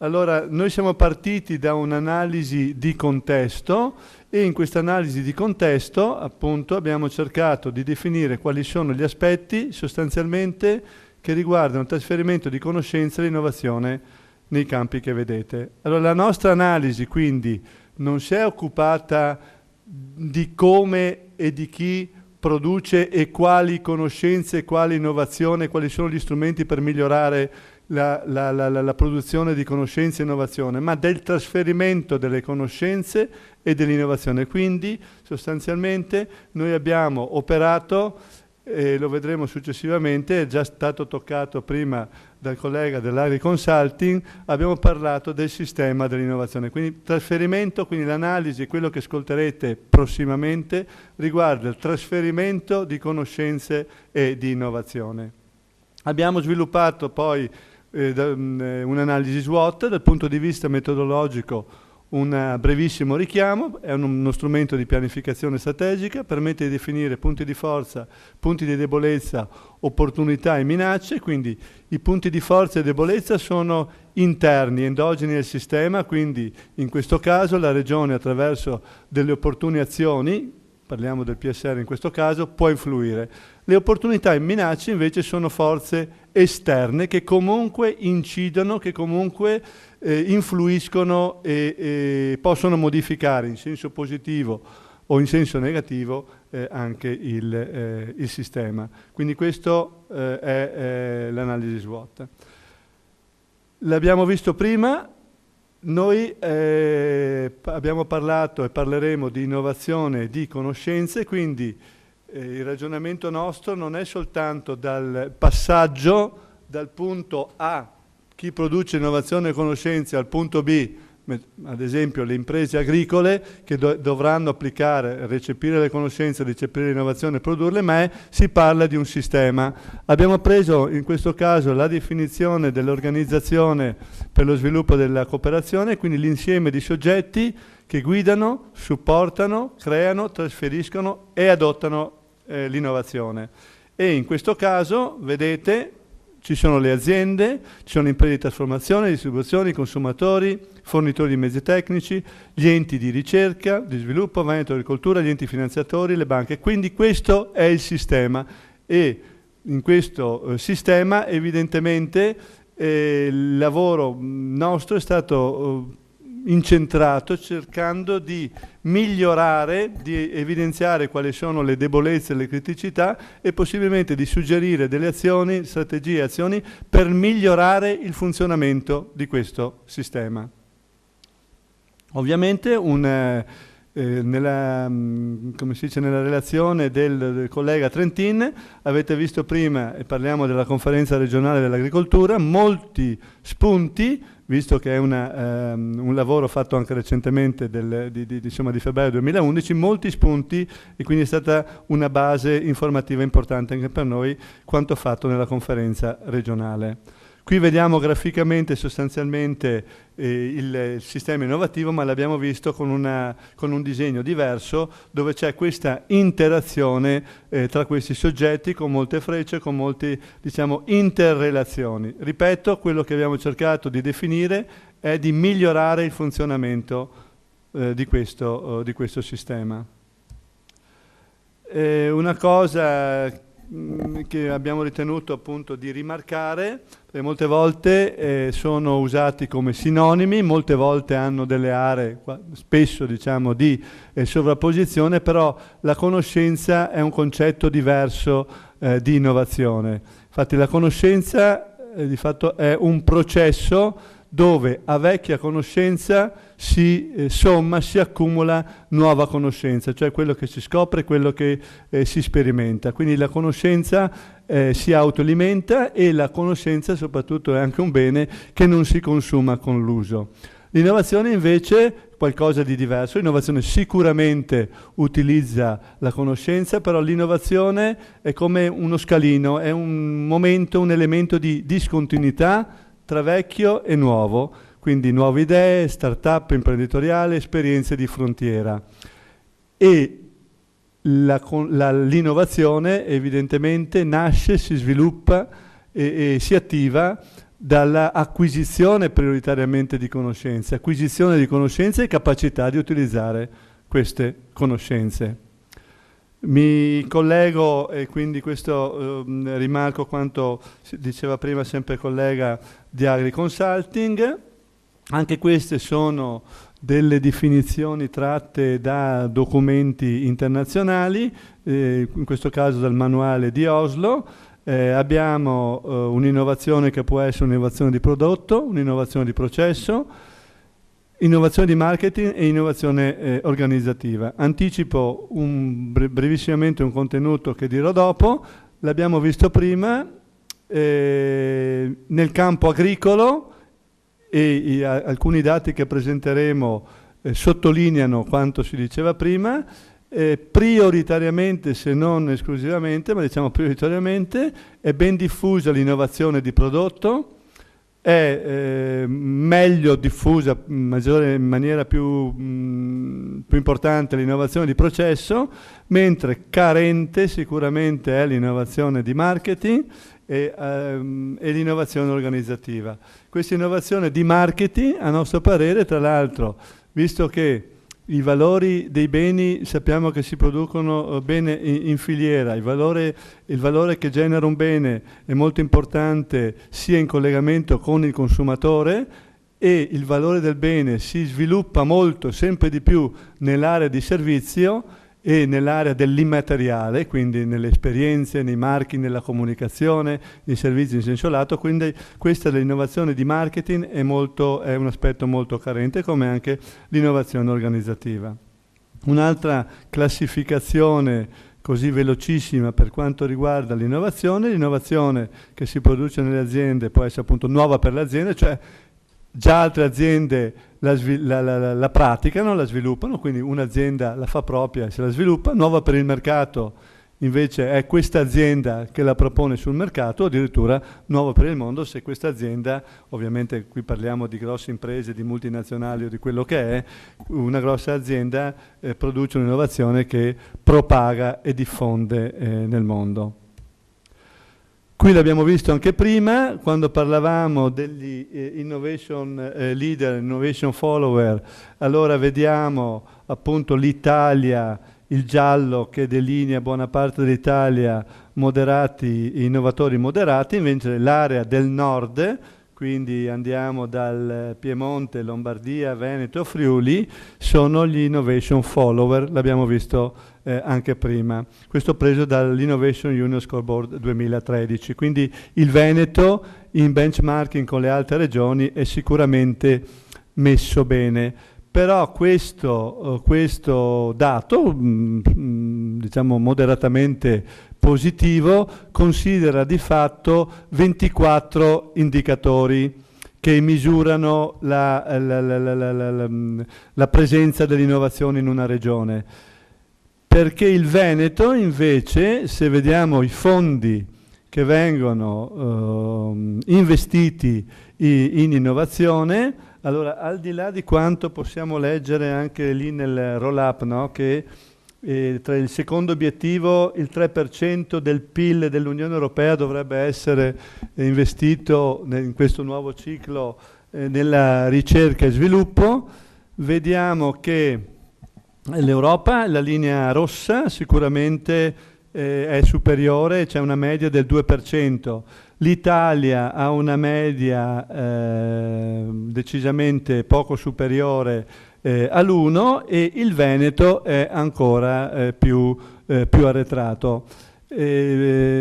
Quindi, pur considerando che probabilmente, anzi già le stime, sappiamo già il dato della diminuzione del PIL del 2012, la previsione del 2013 è un meno 0,4, però appunto forse il numero aumenterà, ma non aumenta perché c'è un maggiore investimento, perché diminuisce il PIL. Quindi il Veneto comunque investe poco, continua ad investire poco in ricerca e sviluppo. Nonostante questo, però, considerando tutti gli altri indicatori che considerano le imprese, considerano il sistema e molto prendono in considerazione il valore delle istituzioni di istruzione, di formazione e del capitale umano, permette, nonostante questo basso investimento, di essere un innovation follower. Qui c'è questa slide presa dalla letteratura sostanzialmente che parla di innovazione. Vengono definiti quali sono in generale per le piccole e medie imprese, quindi non per la parte agricola, ma per le piccole e medie imprese, i fattori chiave che promuovono, possono essere considerati per l'innovazione. E il primo, non a caso l'ho segnato in rosso, è l'accesso alle conoscenze e all'innovazione degli altri. Dopo abbiamo la creazione di nuove idee e soluzioni, moltiplicazioni, controllo del riuso, eccetera. Ma l'elemento sostanziale, ed è quello dove abbiamo incentrato, ripeto, anche la nostra analisi, è l'accesso alla conoscenza e all'innovazione degli altri. Se ci colleghiamo ad esempio a qual è forse il principale strumento di accesso alla conoscenza, che è il computer, che ti permette di accedere a insomma, buona parte della conoscenza che viene prodotta nel mondo, e esaminiamo i dati di presenza e di utilizzo degli strumenti informatici nelle imprese agricole, ovviamente questo si segnala come un grosso punto critico. Abbiamo sviluppato una indagine recentemente nel settore agricolo che mi fa particolarmente piacere, tra l'altro, adesso segnalarvi con un paio di slide, perché quanto diceva prima il dottor Mangiola, di cui non abbiamo concordato nulla, ci ritroviamo con quanto è stato, anche con i numeri che lui ha presentato. Allora abbiamo fatto questa indagine sul settore agricolo attraverso anche dei casi studio diretti e anche un'indagine telefonica che ha preso in considerazione più di 400 imprese agricole. Parliamo qui di agricoltura specifica. Allora abbiamo sostanzialmente suddiviso, questa è una classificazione fatta da noi, insomma, ecco. Quindi aziende inerziali che sono estranee al cambiamento, abbiamo gli innovatori tecnici, cioè quelli che sono orientati sostanzialmente al prodotto, hard innovation, e innovatori d'uso orientati al mercato, soft innovation. La cosa positiva, questa riassume tutta la ricerca, che comunque l'agricoltura regionale è vitale, gli innovatori esistono, basta cercarli, basta anche magari cercare di favorire la loro messa in rete, le loro perché coprino tra di loro, e stanno andando nella giusta direzione che, riassumendo, potrebbe essere investimenti, rischio e valore.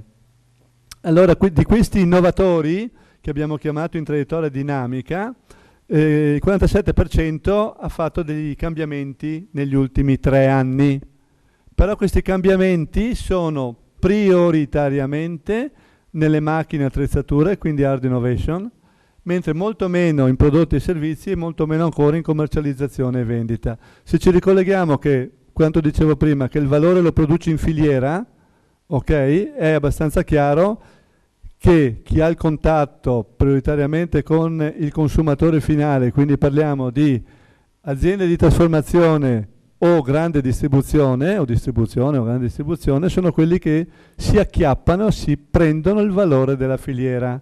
Ed ecco qui, come si diceva anche prima, l'orientamento all'innovazione technology push, che quindi ti definisce un alto orientamento alla produzione, tra l'altro tecnologia acquisita dall'esterno, esogena, ok? E invece abbiamo un basso market pull, un basso orientamento al mercato. Quindi ci ritroviamo anche sui dati anche numerici, ma anche sul contesto generale. Abbiamo riassunto quali possono essere i punti critici per lo sviluppo dell'innovazione.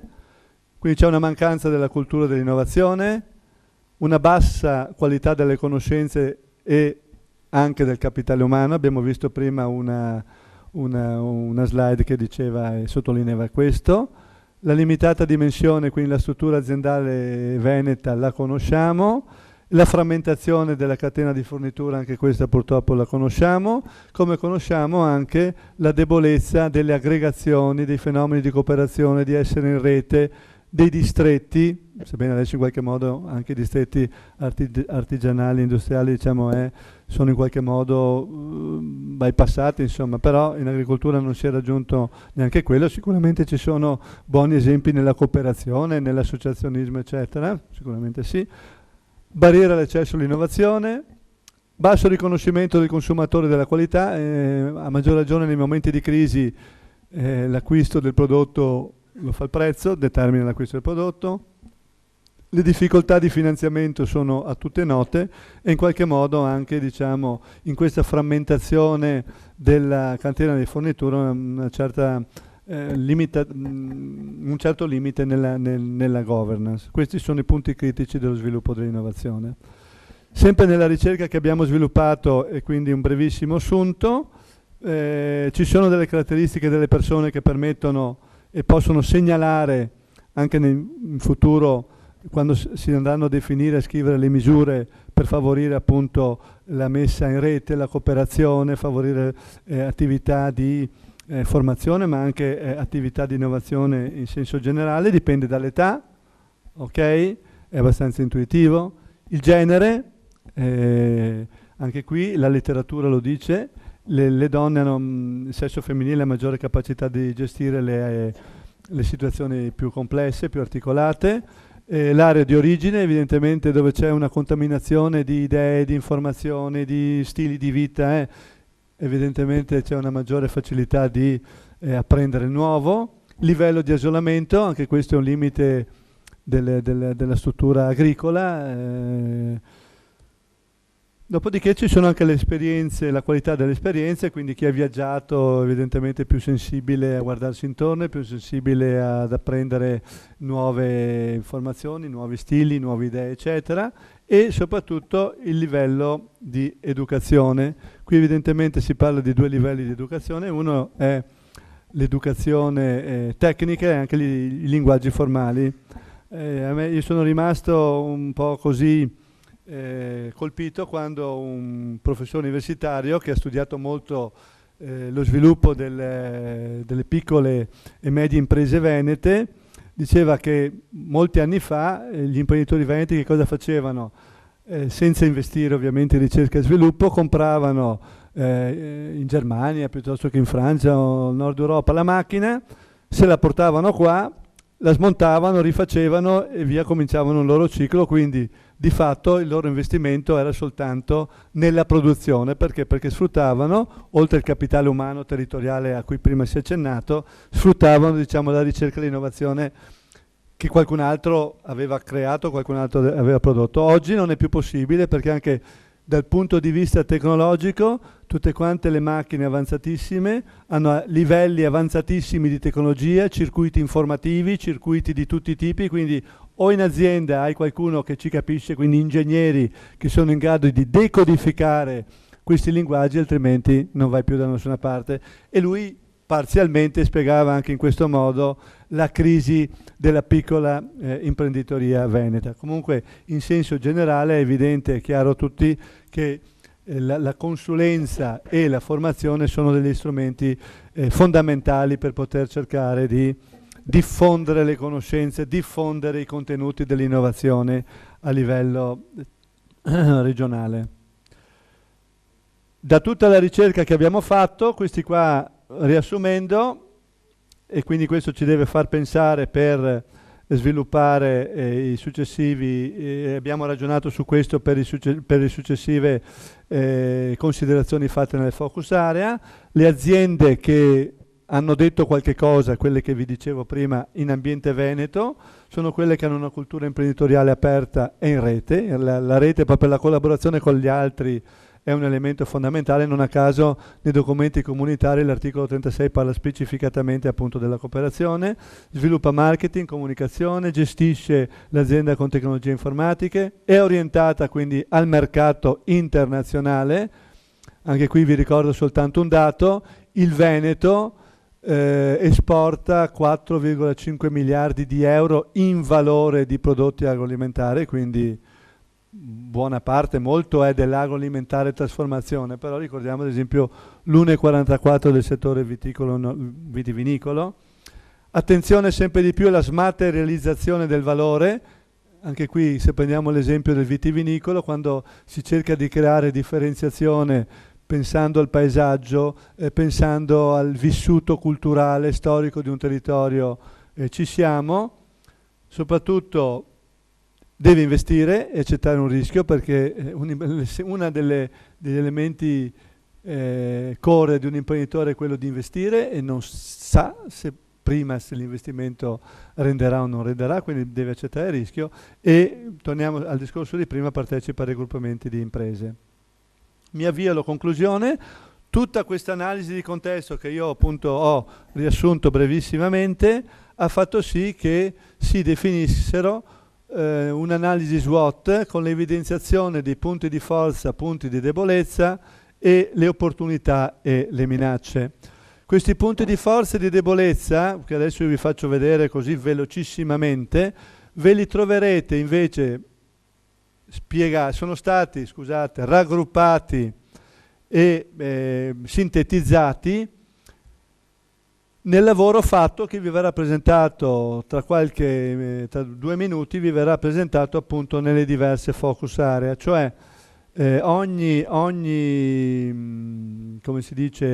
collega ha sviluppato, messo in eccoci qua, nelle righe i punti di forza, di debolezza, e li ha incrociati con le opportunità e le minacce, e questo ha permesso di definire la parte finale del lavoro, dello step, diciamo il primo milestone di questo lavoro, come degli altri gruppi di lavoro, la definizione dei fabbisogni. Qui adesso vi faccio soltanto brevemente vedere. Allora, parliamo di una politica di consolidamento quando abbiamo l'incrocio tra aspetti più, nel senso che ci sono delle opportunità esterne che si incrociano con dei punti di forza interni del sistema. Quindi questi, attivando delle azioni, delle misure di consolidamento, si dà forza ulteriore al sistema, e più facilmente, prevedibilmente, si può produrre valore. Questa invece è una situazione con più e meno, cioè ci sono delle minacce all'orizzonte, però il sistema presenta dei punti di forza. Bisogna stare molto attenti perché queste minacce potrebbero vanificare i punti di forza esistenti. Qui invece parliamo di una strategia di riorientamento, in quanto ci sono delle opportunità, però tu sei debole a sfruttare quelle opportunità. E infine parliamo di una criticità, quando c'è un incrocio tra una minaccia incombente o già presente e tu, le azioni del il tuo sistema, la forza del tuo sistema in quell'area è molto debole, quindi una situazione critica che richiede degli interventi strutturali. Se non sbaglio, sì, ho terminato. Allora, ricapitolando velocissimamente, abbiamo realizzato un'analisi di contesto. Questa analisi di contesto che ho presentato velocemente ha cercato di analizzare il contesto specifico del nostro Veneto. Parliamo tra l'altro abbiamo parlato e parliamo di sistema. Questo ci ha permesso di sviluppare un'analisi SWOT e di individuare quelli che secondo il nostro gruppo di lavoro sono punti di forza, punti di debolezza, opportunità e minacce. L'incrocio nella matrice tra forza e debolezza, opportunità e minacce ci ha permesso di definire i fabbisogni. Questi fabbisogni adesso sono stati divisi per focus area e verranno presentati dai colleghi che mi seguiranno. Ok, grazie. Non so come... Ok.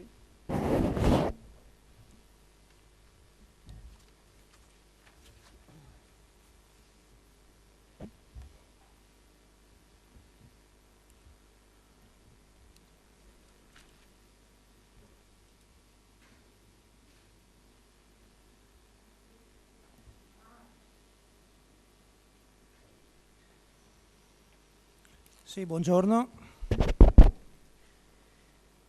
Allora, diciamo innanzitutto che la parola chiave del mio intervento è sintesi, nel senso che mi è stato detto che abbiamo poco tempo, ma soprattutto l'idea analitica è quella di individuare pochi elementi il più chiari possibile.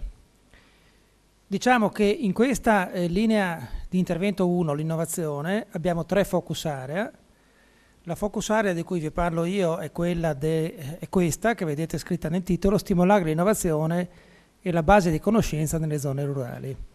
Allora, ovviamente, molto è stato detto fino a questo momento sull'innovazione, molto si potrebbe dire. L'elemento importante qui, il nostro percorso analitico, è stato partire da un'analisi di contesto, capire qual è la situazione del sistema regionale, individuare i punti di forza e di debolezza di questo sistema, dopodiché alla luce di un possibile scenario futuro di, come è stato detto dal dottor Censori, di opportunità e minacce, capire quali sono i fabbisogni del sistema dell'innovazione regionale. Il fabbisogno di cui mi occupo io è un fabbisogno più generale rispetto a quelli che verranno poi discussi, che è il tema di stimolare l'innovazione e la base di conoscenza. Da questi fabbisogni seguirà una successiva fase in cui individueremo, grazie anche al vostro contributo, le strategie precise che daranno delle risposte ai fabbisogni che qui presentiamo o ai fabbisogni addizionali o diversi che saranno segnalati. Allora, prima di iniziare molto sinteticamente con la descrizione di 4 fabbisogni che sono previsti in quest'area, devo proprio richiamare un punto minimo su questo tema dell'innovazione, che nonostante il nostro approccio sia quello di analizzare il trasferimento tecnologico, parlare di stimolo all'innovazione in base di conoscenza è in qualche modo un ambito abbastanza generale e dei focus area quello più trasversale ad un asse di intervento che già di per sé è molto trasversale. Quindi il tema dell'innovazione dell'agricoltura vuol dire non rendere il sistema agricolo-forestale soggetto protagonista di un'innovazione che è fondamentale anche per il resto del sistema produttivo. E voglio solo ricordare, e dopo mi zittisco su questo tema, che questo vuol dire maggiore competitività, ma vuol dire in definitiva maggiore sviluppo compreso anche lo sviluppo sociale. Quindi è un tema, diciamo, che è motore per la competitività, ma anche per lo sviluppo in generale delle aree su cui insiste l'attività agricola. Detto questo, e appunto ricordandovi che l'approccio è il più sintetico possibile, quali sono gli elementi quantitativi da cui partire? Primo punto, l'innovazione nel settore agricolo è insufficiente, nel senso che un'analisi, come è stato detto dal collega di AgriConsulting, la struttura per esempio dell'istruzione di chi opera in agricoltura è una struttura di conoscenza più bassa di quella degli altri settori, e il Veneto nell'agricoltura ha un profilo in linea con quello italiano, quindi non supera questo gap di conoscenza e di innovazione. Secondo punto, è chiaro che in un contesto di competizione globale essere innovativi non è più una scelta, un'opzione, è una necessità. Se non si è innovativi e quindi competitivi non si sopravvive. Terza considerazione, anche questa che è stata fatta, in realtà l'innovazione oggi è noto in letteratura che l'innovazione in tutti i settori, ma anche nel settore agricolo, dipende da una interazione di attori che sono gli enti di ricerca, che sono gli enti pubblici, che sono il sistema finanziario, che sono il mondo produttivo. Solo se questi soggetti lavorano assieme si riesce ad avere un sistema sufficientemente competitivo. Questo sistema richiede comunque delle reti su cui attivare il proprio ruolo di produzione di conoscenza o anche semplicemente di trasferimento di conoscenza, e se questo sistema funziona abbastanza si riesce a agevolare questo trasferimento tecnologico, su cui mi fermo perché in realtà sarà l'oggetto della Focus Area 2. Ultima considerazione importante che abbiamo sentito già nell'analisi della valutazione intermedia del precedente piano di sviluppo rurale: le misure sui giovani si sono rivelate efficaci, e di fatto insistere sui giovani è un modo per ottenere due obiettivi: un maggior livello di istruzione del capitale umano, un maggior livello di innovatività del capitale umano, e anche un modo di promuovere imprese più innovative attraverso start-up e nuove imprese. Cioè l'idea che i giovani vogliono dire uno strumento per introdurre nuove imprese nel sistema produttivo. Questa, molto velocemente, è il riferimento al Sistema Regionale di Innovazione. Questo è l'acronimo in inglese, e la fonte non è OCSE ma è Commissione Europea, ma questo è un po' lo stato dell'arte dell'innovazione in agricoltura, un sistema complesso in cui sono presenti tutti gli attori che vi dicevo, compresi i consumatori. Quindi in realtà è un sistema che va governato. Da dove partire? Prima di vedere i fabbisogni, quali sono gli elementi positivi su cui si può contare? Primo, questa è una regione con una forte propensione all'innovazione. Forse in agricoltura, come è stato visto, meno che negli altri settori, ma di fatto la regione è una regione che ha un profilo abbastanza elevato in termini di innovazione e soprattutto in termini di imprenditorialità. Questo è un punto importante da cui partire. Secondo punto, esistono aziende giovani, grazie anche agli investimenti che sono stati portati avanti nel precedente piano di sviluppo rurale. In conclusione, un sistema regionale di innovazione è plausibilmente costruibile.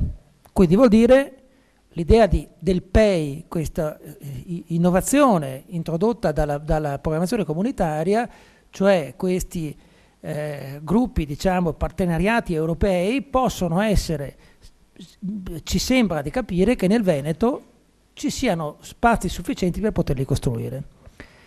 Quali sono le opportunità future? In generale sono, per quello che riguarda questa Focus Area 1, cioè maggiore conoscenza e innovazione, questa diventa un elemento interessante laddove ci sia un incremento della domanda di prodotti agricoli e soprattutto di prodotti di qualità. Ci sono elementi innovativi nella politica agricola comunitaria, ci sono fondi di ricerca, pensiamo appunto a queste nuove figure dei PEI, e c'è uno scenario tecnologico innovativo. Possiamo pensare che la tecnologia sta procedendo a aumentare le possibilità.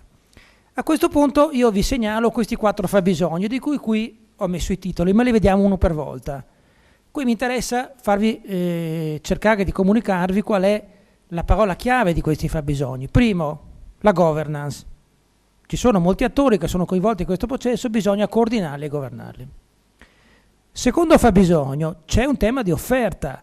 In questa regione esiste un'offerta di innovazione, come è stato ricordato dal collega di Henry Consulting, esiste un sistema universitario complesso, esistono enti di ricerca. Crediamo che uno sforzo vada fatto nell'orientare questa ricerca verso i fabbisogni del sistema regionale. Terzo punto, sono necessarie infrastrutture, dalle infrastrutture informatiche di banda a quelle di collegamento tra gli attori per fare circolare questa capacità di generare innovazione del sistema regionale di innovazione. L'ultimo fabbisogno è un fabbisogno che in qualche modo continua un'azione che è stata fatta nell'ultimo piano di sviluppo rurale, cioè il tema dei giovani, e come ricordavo prima, giovani vuol dire anche nuova imprenditorialità, quindi le forme di nuova imprenditorialità. Detto questo, vediamo qual è lo schema di analisi. Allora, qui vedete nelle righe, diciamo, nelle righe, l'intestazione delle righe sono i punti di forza e i punti di debolezza del sistema regionale. Qui sono evidenziati con i diversi colori, quindi in verde e in rosso o rosa che sia, non so che colore viene, rosso, qui è diverso colore, punti di forza e punti di debolezza. I principali. Quindi ricordo, il nostro sforzo è stato quello di essere sintetici, quelli fondamentali. Allora, in questo fabbisogno, il coordinamento e la governance di questo sistema della ricerca può fare leva su attori privati innovativi, le aziende, può fare leva soprattutto sulla capacità l'esistenza di reti di cooperazione, anche se è vero che in agricoltura la cooperazione è forse meno forte che in altri settori, ma insomma c'è un passato importante di cooperazione in questo sistema, e la presenza comunque di decision maker che sono in grado di interagire con il sistema. I punti di debolezza sono, per quello che riguarda il sistema della ricerca e dell'innovazione, i rapporti tra formazione e ricerca che non sono sempre intensissimi, i servizi e la formazione che sono abbastanza frammentati tra diversi attori non sempre coordinati, e i centri di ricerca che tutto sommato sono abbastanza frammentati. Io lavoro all'Università di Venezia, le relazioni con le altre università sono abbastanza difficili. Quali sono le opportunità per un sistema che sia governato in modo efficace? Le novità della politica agricola comunitaria e le novità della ricerca Unione Europea.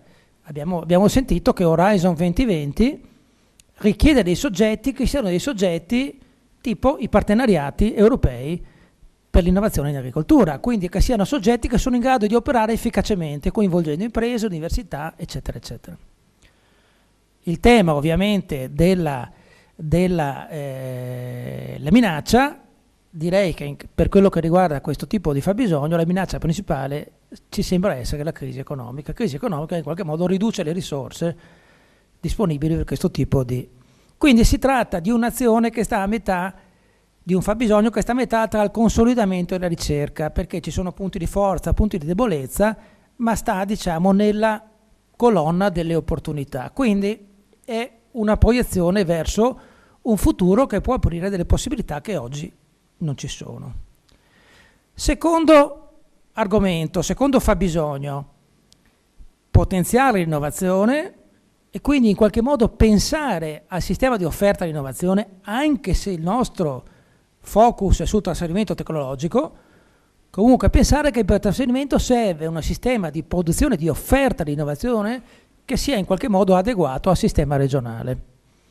Non ci saranno forse molte risorse, ma ricordo, come è stato detto in precedenza, che ci sono anche altri fondi su cui si può pensare di sviluppare un sistema di innovazione, quindi questo ci sembra un argomento importante. Velocemente, perché altrimenti non mantengo i tempi, qui sembrano essere prevalenti i punti di forza, però in qualche modo questi punti di forza vanno fatti funzionare. Come prima, in questo caso vale molto per l'università, i centri di ricerca in generale, il tema delle scarse risorse pubbliche, ma in qualche modo ci sono scenari di opportunità che sono la domanda di prodotti di qualità, la ricerca dell'Unione Europea e le nuove tecnologie. Passiamo al terzo fabbisogno. Il terzo fabbisogno, come dicevo all'inizio, è un sistema di infrastruttura, che vuol dire dal rafforzamento della banda larga ai servizi che vengono messi sulla rete, ai servizi innovativi che possono essere messi sulla rete, di diffusione dell'informazione, come vedremo, ma qui debordo sulle altre focus area, per somministrare consulenze anche tecniche e servizi di formazione, ma mi fermo perché sto invadendo il campo dei miei colleghi. In qualche modo vuol dire quindi che deve esserci una rete che renda effettivo il funzionamento di questa governance che abbiamo individuato nel fabbisogno 1. Anche qui sembra che i punti siano più punti di forza che punti di debolezza, e anche in questo caso, essendo sistema regionale dell'innovazione e agricoltura, questo va incontro a un possibile scenario evolutivo delle opportunità. Ultimo, il tema dei giovani. Il tema dei giovani, ripeto, la parola chiave qui è la sintesi, vuol dire continuare con politiche di incentivazione di giovani e direi tra parentesi donne in agricoltura, perché abbiamo appena visto, come ci ha detto il dottor Censori, che sono i giovani e le donne quelli che hanno il profilo innovativo maggiore, ma vuole anche dire favorire quelle forme di nuova imprenditorialità, dagli spin-off universitari alle start-up innovative, alle community di innovatori, ai parchi tecnologici e via dicendo, che sono in qualche modo strumenti che si rivolgono ai giovani. Qui siamo un po' a metà tra i punti di forza e di debolezza, perché comunque c'è un problema generale in cui il livello di istruzione, l'età media non è così elevata, e quindi questa misura ha efficacia, ma entra in un mondo che è caratterizzato, come nel mondo in generale, da una elevata età media degli operatori, ma direi che in questo campo, essendo l'obiettivo, il fabbisogno, quello di mettere a punto un sistema regionale di innovazione, anche in questo caso stiamo abbastanza sulla colonna di sinistra. Quindi, per farvi capire dove è posizionato questo cerchio azzurro, in qualche modo è la collocazione di questo fabbisogno su questo quadrante forza, debolezza, minacce e opportunità. Quindi diciamo questo è abbastanza opinabile, ma ci sembra importante una localizzazione di massima di questo fabbisogno in questo quadrante analitico che abbiamo costruito. Da questi fabbisogni, una volta che siano condivisi, saremo poi in grado, o sarà forse in grado il decisore pubblico, di derivare le strategie, le azioni per rispondere a questi fabbisogni. Come promesso, qui finisco, spero di essere stato abbastanza rapido.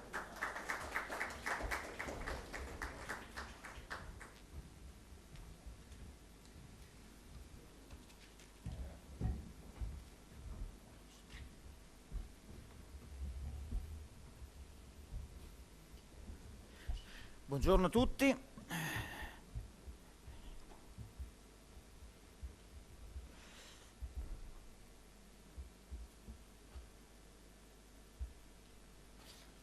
Io non ho bisogno di fare tanti preamboli, perché i miei colleghi hanno già spiegato in modo ampio quelle che sono le premesse. Io continuo il discorso passando alla seconda area di interesse, quella che viene chiamata focus area, che ha il titolo Rinsaldare i nessi tra agricoltura e silvicoltura da una parte e ricerca e innovazione dall'altra. Noterete insomma che le titolazioni delle focus area sono abbastanza anche simili tra di loro. In effetti, per questa priorità che è quella dell'innovazione, le tre focus area hanno in effetti delle aree di sovrapposizione. In particolare però questa, quando parla di rinsaldare il rapporto di fatto tra il mondo della produzione e il mondo dove vengono prodotte le innovazioni, e quindi il mondo della ricerca, il mondo dei ricercatori, il discorso diventa un po' più diciamo specifico. Le debolezze però in generale da cui partiamo sono più o meno le stesse che sono già state citate in precedenza, cioè debolezze legate al sistema innovativo, come le difficoltà legate alla struttura aziendale agricola, che ha delle dimensioni piuttosto modeste per poter fare innovazione, almeno nella media. E dall'altra parte una certa autoreferenzialità del mondo della ricerca, che non è una novità, nel senso che già da molto tempo si sa che questo rapporto è un rapporto piuttosto difficile, e già tante cose sono state fatte in passato a livello di politica agraria per limitare questo deficit di comunicazione tra i due mondi. Tutto ciò ovviamente a livello di preoccupazioni esterne è peggiorato dal fatto che c'è una sempre più forte competizione, c'è una crisi, come dicevamo prima, ci sono scarse risorse finanziarie che sono molto importanti, perché la ricerca la si fa ovviamente con degli investimenti in ricerca, e una concorrenza mondiale che è sempre crescente, che ha degli aspetti che possono essere visti come positivi, ma ne ha anche di negativi. Dal punto di vista invece degli elementi positivi, sia quelli interni che quelli esterni, se non guardiamo soltanto le medie statistiche, scopriamo che abbiamo anche in questa regione aziende anche con propensione all'innovazione, aziende giovani che sono molto promettenti dal punto di vista dell'acquisizione, dell'innovazione, quindi acquisire competitività attraverso di essa. E scopriamo che c'è un tessuto scientifico con delle punte di alto livello, e che quindi non ha solo l'autoreferenzialità che molto spesso contraddistingue i titoli sui giornali quando si parla di università, di centri di ricerca in Italia. E poi scopriamo che c'è personale esperto che può contribuire a questo allacciamento presso i centri di formazione, i centri di consulenza, tutti quei centri che da tanto tempo sono utilizzati dalla politica agraria per rinsaldare i nessi di cui abbiamo parlato prima. E le opportunità oggi come ieri ci sono, oggi ce n'è qualcuna in più, perché la politica agraria abbiamo visto che ha nella nuova programmazione degli elementi, nell'articolo 36, quando poi si parla del già citatissimo PEI e dei gruppi operativi che gli dovranno dare gambe, cose molto interessanti. E poi anche i fondi di ricerca successivi al 7° programma quadro sempre di più guardano anche a un'attività di trasferimento dell'innovazione come Orizzonte 2020. E poi c'è il mondo della tecnologia che va avanti, quindi ci sono degli aspetti positivi sui quali guardare, e se avete visto i quadri precedenti i fabbisogni si collocano sempre nella prima colonna, che è una cosa positiva perché è la colonna di attacco, cioè dove o ci sono dei punti di forza già consolidati sui quali si deve puntare fortemente, oppure ci sono dei punti di debolezza che possono essere eliminati, e quindi con la speranza e l'aspettativa di poter cogliere le opportunità di cui vedete alcuni elementi su questa slide. Comincio subito con questi fabbisogni, sono 5 o 6 fabbisogni. Il primo è piuttosto generale, c'è il bisogno di un maggiore incontro tra la domanda di innovazione, che è quella che viene dalle aziende, e l'offerta di innovazione, che è quella che viene dai centri di ricerca. Per centrare questo obiettivo di nuovo incontro, di più forte incontro, c'è bisogno di creare proprio un ponte. È già stato citato, proprio in inglese è bridging il termine, il ponte tra questi due mondi. E non è un ponte che ci inventiamo oggi. Le politiche del passato hanno inventato le cattedre ambulanti, i servizi di sviluppo, la consulenza, la formazione. Tutte queste misure di fatto girano sempre intorno a questo aspetto.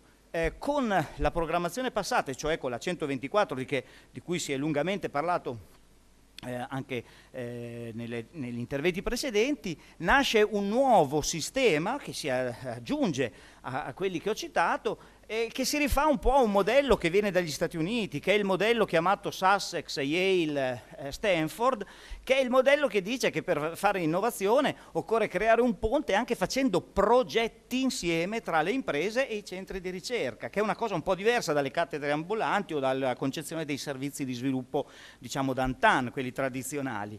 quello è un modo di fare innovazione che va benissimo, però è un modo di fare innovazione un po' macroeconomico, cioè dove l'obiettivo è quello di diffondere a larghissimo raggio l'innovazione, quindi di portare avanti tutti un po'. Ecco, con il modello SIS, cioè che poi ha dato in Italia la 488, la 297 nelle piccole e medie imprese e la 124 in Europa con i piani di sviluppo rurale, c'è anche il concetto di creare questo ponte specifico tra l'azienda e i centri di ricerca che insieme con un partenariato fanno l'innovazione. Quindi è qualcosa di più microeconomico, se vogliamo. Ecco, noi l'abbiamo collocata qua come un elemento che vede delle debolezze strutturali, l'età avanzata, le cose di cui si parlava prima, la scarsa capacità di creare aggregazione sull'innovazione che c'è in Italia, ma ci sono delle opportunità da cogliere. Il secondo obiettivo, che è a cascata, è questo, che abbiamo la necessità per poter percorrere quella strada di far partecipare di più le aziende, le imprese agricole a questi progetti di cooperazione che saranno contenuti nei quei famosi pacchetti che i gruppi operativi dovranno fare con un po' di 124, un po' di formazione, un po' di consulenza di cui parla il documento sullo sviluppo rurale europeo. Bene, più partecipazione da parte delle imprese significa ovviamente sfruttare quello che c'è e cercare di eliminare quella scarsa fino ad oggi capacità di aggregare la domanda di innovazione. Occorre quindi innovare insieme con dei partenariati che siano più aziende agricole tra di loro, ma anche unioni di filiera, unioni di cluster, unioni collettive, tutte delle forme che nell'articolo 36 sono citate, che però poi alla fine concretamente, se vogliamo parlare di cose concrete, si concretizzeranno appunto in associazioni di impresa che faranno dei bandi e che dovranno richiedere delle risorse per fare insieme a tutti quegli attori di cui abbiamo parlato dei progetti. Quindi un qualcosa di molto simile alla 124, ma potenziato sia negli obiettivi e speriamo anche nei finanziamenti. Tutto questo crea degli ulteriori fabbisogni.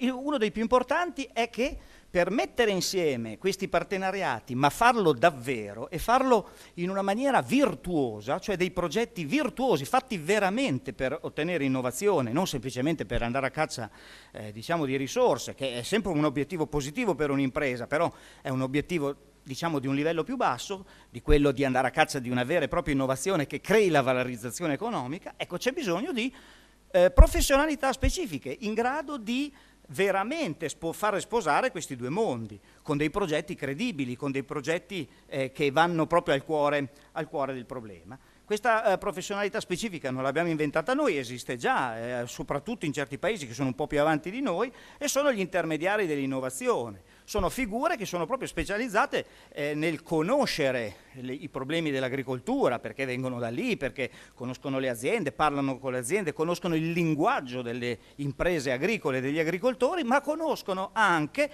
i centri di ricerca, quindi sono in grado di fare sia quello che in inglese dicono watching tecnologico, ma sono in grado di fare anche lo scouting tecnologico, cioè conoscono le persone che stanno nei laboratori o nei centri delle materie più diverse di interesse agricolo e anche non agricolo, per risolvere quei problemi che vengono dal basso. Sono progetti quindi che dovrebbero essere concepiti dal basso e diciamo aiutati da questi animatori che hanno il solo compito, ma molto, molto grande, molto importante, di cucinare insieme questi due mondi separati in modo virtuoso, cioè legato a delle vere aspettative di innovazione. E innovazione vuol dire anche valorizzazione economica di un nuovo prodotto e di un nuovo processo. E quindi quattrini, perché gli agricoltori sono degli imprenditori e faranno volentieri questi progetti, parteciperanno se vedranno veramente una aspettativa di aumentare i ricavi o di abbassare i costi. Un altro fabbisogno, questo più di dettaglio, è legato al fatto che questi progetti molto spesso non vengono sposati in modo al 100% da tutte le componenti e soprattutto da quella più importante che sono i produttori, perché sono costosi da un punto di vista dell'anticipazione finanziaria. Cioè per fare questo c'è una compartecipazione, ma molto spesso poi l'anticipazione è del totale, poi la risorsa che viene dal settore pubblico viene erogata con un po' di ritardo o perlomeno con i tempi dell'amministrazione, e questo è un problema. Conosciamo situazioni per le quali questo problema è stato percepito come un problema enorme, un problema disincentivante, e disincentivante alle volte non tanto la partecipazione al progetto, ma disincentiva la virtuosità della partecipazione, nel senso che in queste condizioni si sviluppano anche comportamenti un po' opportunistici, nel senso che vabbè, non si farà tanta innovazione, però prima o poi arriveranno, ma poi l'impegno ovviamente è un po' è inferiore rispetto a quello che dovrebbe essere. Quindi per fare progetti veri, progetti che promettono quella addizionalità di cui abbiamo parlato poco fa, bisogna fare progetti che anche siano strutturati bene, anche dal punto di vista finanziario. Stesso discorso vale per la parte amministrativa. Anche in questo caso c'è una debolezza strutturale, possiamo dire, sia nella media, ma probabilmente in generale nelle aziende agricole non c'è tutta questa abitudine alla burocrazia contabile, alla capacità di rendicontare dei progetti di ricerca. Già è difficile trovarla presso i centri di ricerca, questa grande abilità nel rendicontare progetti, eccetera. Figuriamoci in un'azienda agricola dove bisogna risolvere problemi ogni 5 minuti. Ecco, da questo punto di vista, questi progetti, nel passato del 124, in futuro quelli dell'articolo 36 e tutti questi pacchetti avranno lo stesso problema, e allora se vogliamo più partecipazione e soprattutto più partecipazione virtuosa dovremo pensare a soddisfare questo fabbisogno, un fabbisogno sia di semplificazione sia di supporto alla rendicontazione. Sembra un problema da poco, ma è un problema molto concreto, molto sentito da chi partecipa e da chi propone questi, o che potenzialmente può proporre questi progetti. Anche in questo caso i broker dell'innovazione, cioè questi intermediari, hanno ovviamente un ruolo, perché anche loro ovviamente possono contribuire a far superare sia i problemi di complessità sia i problemi di specificità dei temi legati alla rendicontazione contabile.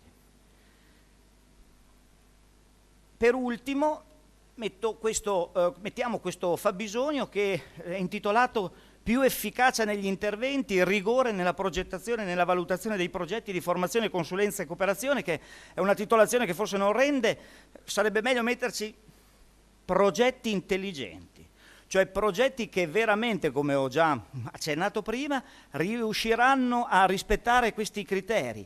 Vera addizionalità, cioè vera innovazione nel senso della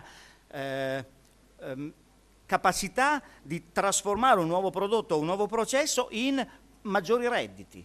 Questa è la vera innovazione, e per fare questo ovviamente i progetti devono essere ben selezionati e ben valutati, perché molti progetti nel passato, non soltanto delle 124, non sto parlando del Veneto, ma sto parlando di tutta l'Italia, e anche negli altri bandi degli altri fondi, questi progetti che hanno queste caratteristiche molto spesso sono stati progettati in una maniera e valutati in una maniera che non riusciva a selezionare quelli che erano i più promettenti. E in questo senso abbiamo bisogno quindi di una formazione forte, una formazione sia di coloro che dovranno aiutare le imprese a creare questi progetti, e una formazione anche per coloro che li dovranno valutare. Ma questo è un elemento di cui parlerà il mio collega successivo, Stefano Barbieri.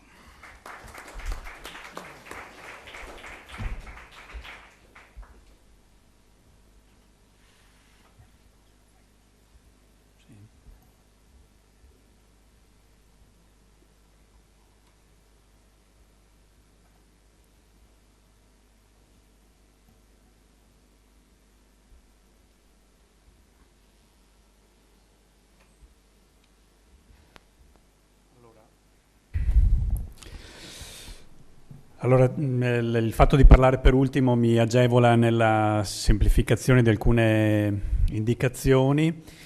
e anche per il fatto che forse la focus area di cui parlò in questo momento è la più forse che si avvicina alla concretezza delle azioni che poi vengono realizzate specialmente nel campo agricolo. Nella focus area dell'apprendimento e della formazione abbiamo racchiuso l'analisi infatti delle azioni che si realizzano di solito attraverso la formazione appunto e la consulenza. Prima una rapida scorsa dei punti di forza che abbiamo analizzato, e alcuni sono già stati anticipati ampiamente prima, cioè il discorso che c'è una nuova, nonostante la generale, il dato che solo il 7% della forza imprenditoriale veneta è inferiore ai 40 anni, c'è comunque un inserimento dato proprio dal recente programma di sviluppo rurale di nuovi giovani agricoltori. Poi c'è un problema, c'è un aspetto positivo nella ripresa dell'occupazione agricola che interessa sia il lavoro dipendente che il lavoro indipendente e che genera quindi anche altri e nuovi esigenze formative. C'è poi un aspetto molto importante che riguarda la struttura produttiva veneta, perché è molto differenziata e molto specializzata e quindi genera esigenze sia formative che consulenziali molto differenziate, e questo ovviamente ne dobbiamo tener conto. Infine abbiamo un sistema dell'istruzione, della formazione e della consulenza che è sostanzialmente forte, radicato, ormai presente da molto tempo, pur con delle difficoltà e dei punti di debolezza che andremo a vedere dopo, ma comunque, viva Dio, abbiamo un tessuto su cui lavorare molto, molto importante. Dal punto di vista dei punti di debolezza, la bassa istruzione, il livello di istruzione medio e la alta età degli imprenditori è ovviamente un punto un elemento di freno, così anche la scarsa diffusione degli strumenti digitali. Leggevo proprio pochi minuti fa i dati audio web dicono che praticamente più della metà delle famiglie italiane si collegano almeno una volta al mese a internet, e abbiamo dei dati di censimento che a questo punto faccio fatica a considerare come perlomeno veritieri o rispondenti alla reale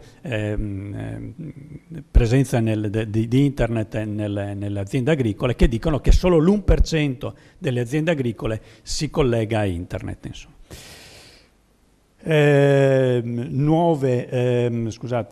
Riguardo ai punti di debolezza, ancora una insufficiente partecipazione degli imprenditori agricoli alle attività di formazione.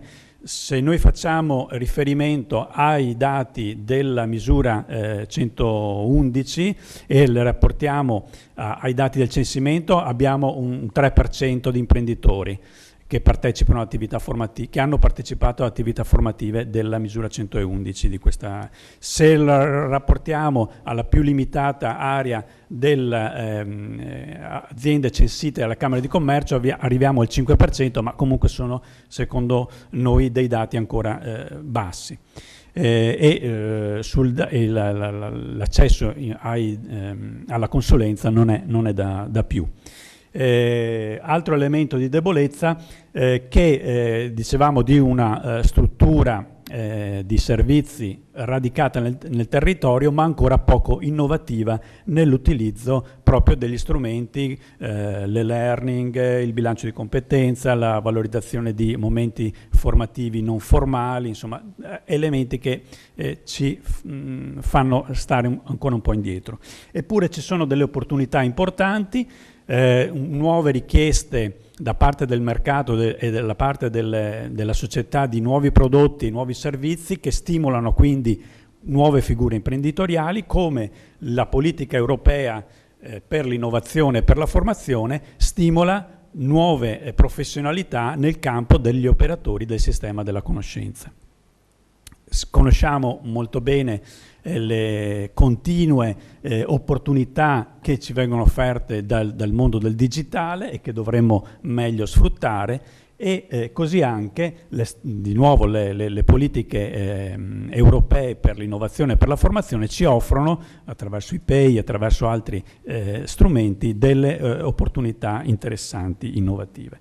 Abbiamo però delle minacce da considerare, che sono quelle della competitività, della crescente competitività dei mercati globali, non tanto e non solo sulla questione del prezzo, cioè della capacità di offrire prodotti a basso prezzo, ma anche della capacità invece di dare dei prodotti e dei servizi a più alto valore.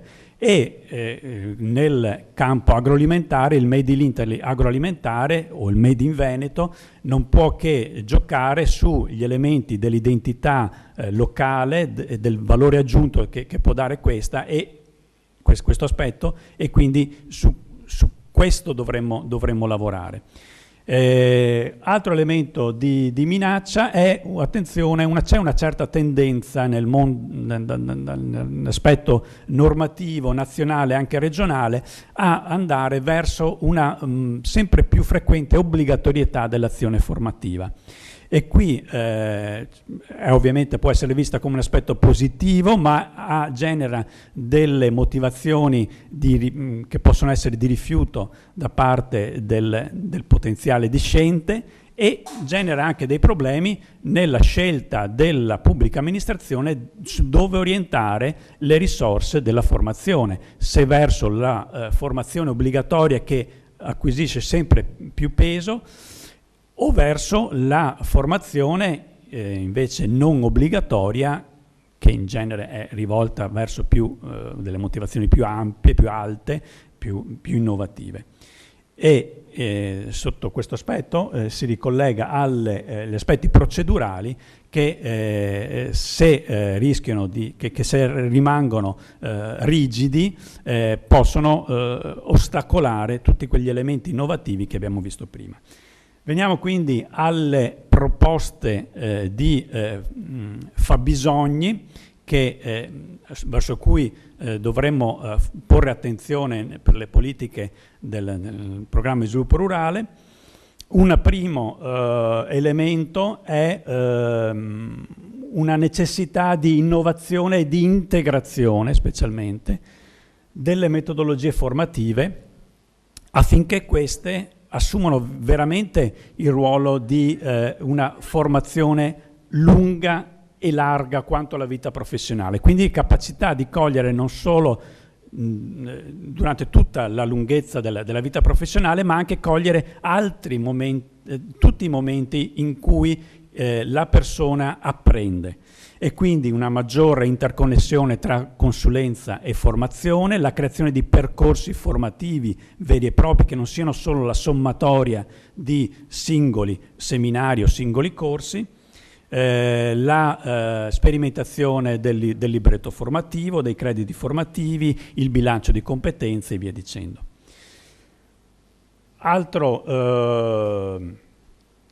Altro fabbisogno, quello di dare alcune priorità tematiche. Non le diciamo noi, ma lo dicono le altre priorità del programma di sviluppo rurale. Le priorità ambientali, le priorità della 4 e la 5, le priorità della competizione, la 2 e la 3 e via dicendo. È abbastanza facile individuare quali sono gli elementi più verso cui concentrare le tematiche della formazione e della consulenza, il digitale, l'ambiente, la managerialità e la diversificazione. Vado via molto velocemente, ovviamente nei documenti che tra una decina di giorni metteremo a disposizione troverete poi tutti gli approfondimenti che sostanziano queste indicazioni. Penultimo fabbisogno, nuove competenze da parte degli operatori del sistema della conoscenza. Alcune sono state già, anzi credo tutte, già ampiamente anticipate dalle focus area precedenti. Abbiamo sentito parlare di broker dell'innovazione, di valutatore dei progetti, aggiungo il manager di rete capace di mettere insieme più imprese agricole in rete. Qui bisogna lavorare da un lato per un rafforzamento del rapporto tra sistema dell'istruzione, quindi istituti agrari e università e mondo della formazione. Bisogna proseguire e perseguire l'azione di aggiornamento, perché credo si debba vedere più nell'ambito della riqualificazione, nel riorientamento di figure professionali che sono già presenti oggigiorno, e quindi proseguire nell'azione che da diversi anni la Regione Veneto fa nell'aggiornamento e riqualificazione degli operatori del sistema della conoscenza. E infine l'ultimo, secondo me molto importante, è quello della differenziazione dell'offerta. Abbiamo, dicevo all'inizio, visto come uno dei punti di forza, ma comunque critico, è la differenziazione, la diversità del mondo produttivo, giovani e anziani, diversi orientamenti produttivi, diverse ampiezze aziendali, insomma diversità a cui non possiamo rispondere con degli standard uguali per tutti. Quindi dobbiamo ripensare a servizi differenziati. Macroscopicamente possiamo pensare a due aree, a due tipologie di servizi, una diciamo base fondata sulla offerta di servizi per il rispetto delle norme obbligatorie, quindi con standard di servizi base. Qui si giocano l'informazione, i facilitatori della consulenza, e anche, dico, con sistemi di erogazione, di finanziamento, di rendicontazione semplificati. Invece possiamo avere degli standard più elevati in cui richiediamo anche una maggiore capacità da parte del fornitore della consulenza piuttosto che della formazione, quindi una maggior capacità progettuale. Offriamo delle procedure più aperte, capaci di interrelare le metodologie. Offriamo degli standard di finanziamento superiori, però essere in grado di rispondere meglio alle esigenze più avanzate delle imprese che richiedono maggiore formazione più alta, consulenza più alta, innovazioni, investimenti innovativi più complessi. E quindi in questa differenziazione poter rispondere meglio alla diversità del mondo agricolo veneto. Grazie.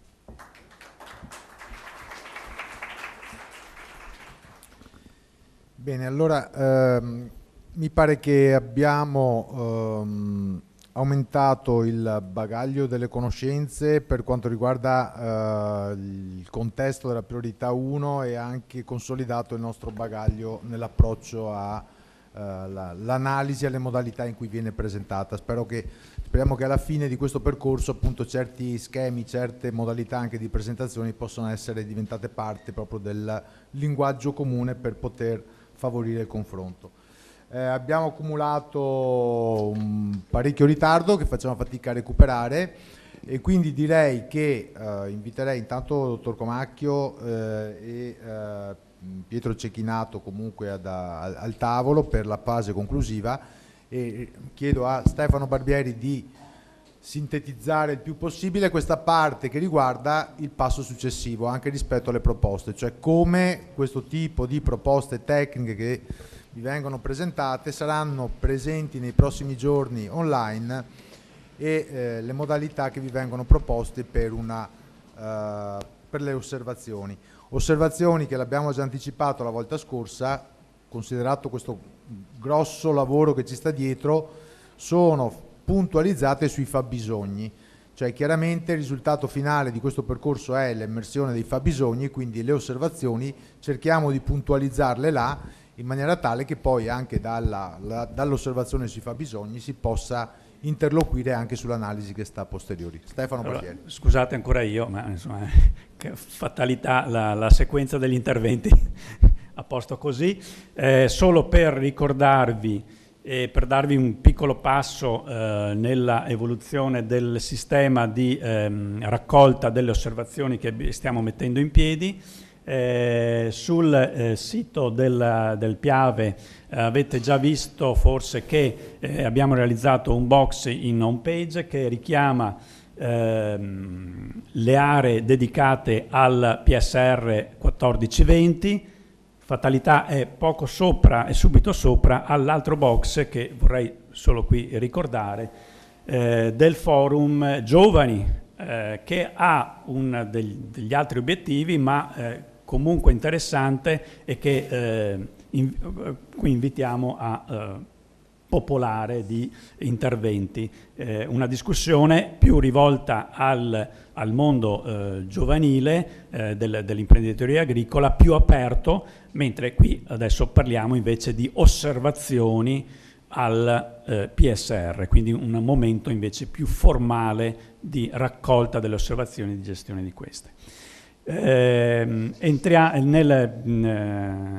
sito del Piave avete quindi oggi delle pagine che vi forniscono alcuni materiali informativi, alcuni collegamenti con altri siti nazionali, regionali. Avete la descrizione di tutto il processo che stiamo appunto mettendo in piedi, che l'incontro di quest'oggi è solo una delle tante tappe. Il calendario degli interventi, degli eventi e poi man mano caricheremo anche tutti i materiali di questi incontri. Credo che dopo gli ultimi aggiustamenti, dalla prossima settimana cominceremo a mettere online i materiali della priorità 4 e 5 che vi abbiamo presentato nel precedente incontro. Ecco, qui vedete la possibilità di raccogliere i materiali. Poi c'è la pagina diretta sulla consultazione, vi spiega come è organizzata la consultazione e vi manderà, non ancora perché non è ancora aperta, al sito, alla parte del Piave, dove sarà possibile da un lato a tutti quanti, selezionando la fase di consultazione aperta, leggere le osservazioni che man mano saranno postate dai soggetti partner, mentre nella parte inferiore i soggetti partner che vengono individuati specificatamente e che avranno ricevuto la password per accedervi, potranno inserire appunto, scegliendo la fase, ovviamente la priorità e la focus area, inserire per ogni fabbisogno di quelli che sono stati presentati una specifica osservazione e inviarla al sistema regionale che la tratterà e quindi da un lato la renderà pubblica e dall'altro la tratterà per la elaborazione dei documenti successivi. Credo che questo sistema potrà essere attivo non appena ai vari partner verrà data la password e non appena avremo messo online i documenti delle diverse priorità. Quindi credo che nel giro, penso di dire più o meno di una settimana forse, ecco, più o meno insomma, possiamo partire operativamente con questo sistema e quindi raccogliere le osservazioni del partenariato. Ma adesso non voglio anticipare nulla perché Piero Cecchinato ci darà invece la situazione appunto su questo aspetto dell'individuazione del partenariato.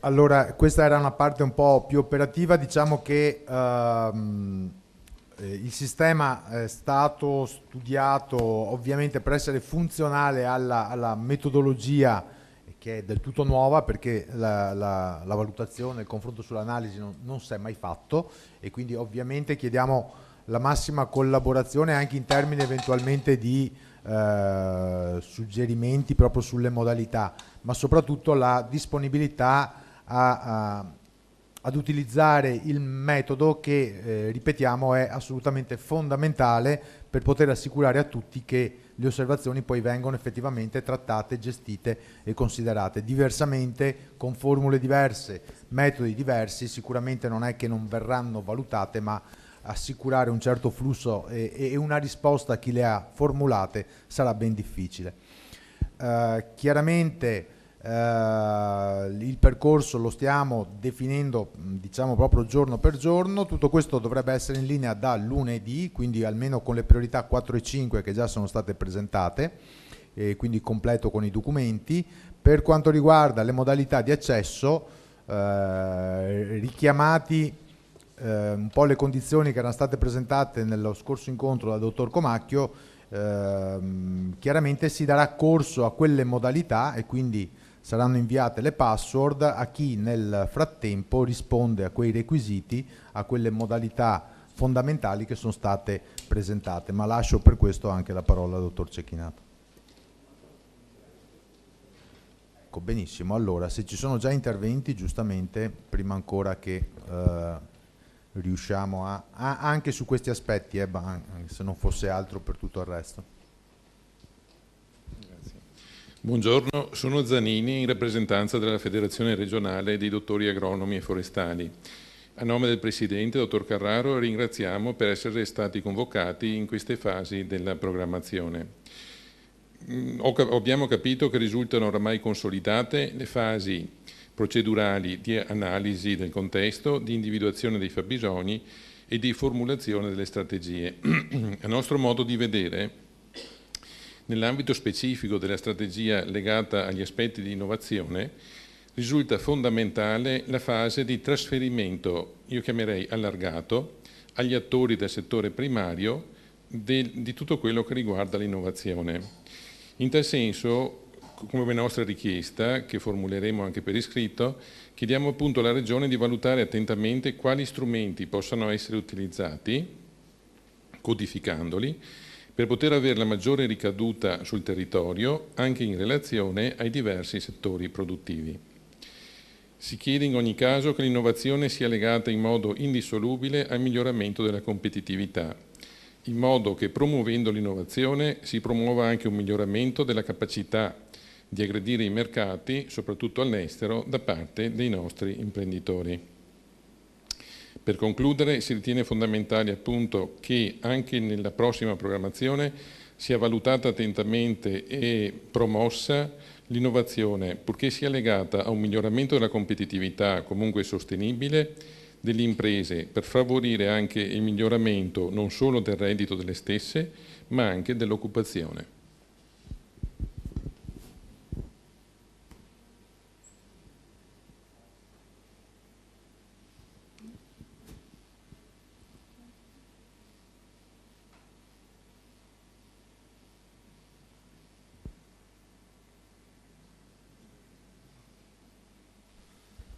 Sì, se c'è qualche altro intervento, anche, ripeto, di ordine anche interlocutorio, nel senso che tutto questo percorso va anche oltre quella che è la formalità, anche questi incontri tendono proprio a massimizzare i contributi di ciascuno. Diversamente ovviamente avrete modo entro la settimana prossima di procedere direttamente anche all'inserimento delle vostre osservazioni. Quindi direi che sì.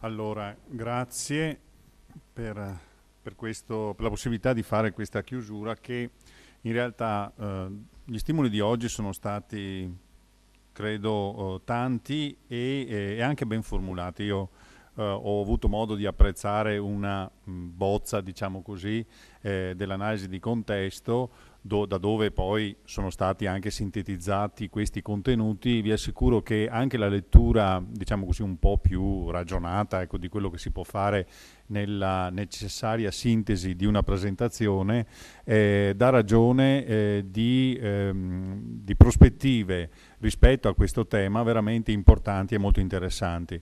Io soprattutto, e non voglio qui, diciamo così, creare già una posizione regionale, assolutamente no, però vorrei sottolineare la necessità che questi approcci siano in qualche maniera anche nuovi rispetto a quello che abbiamo fatto già di pregevole in questa programmazione e di importante, perché sui temi della formazione, della consulenza e anche l'innovazione del 124, giustamente, voglio dire, le analisi danno conto che questi sono punti di forza dell'attuale sistema. Però certamente alcune criticità, proprio sul tema per esempio dell'aggregazione, sull'efficacia di questi trasferimenti di innovazioni, cioè le innovazioni ci sono.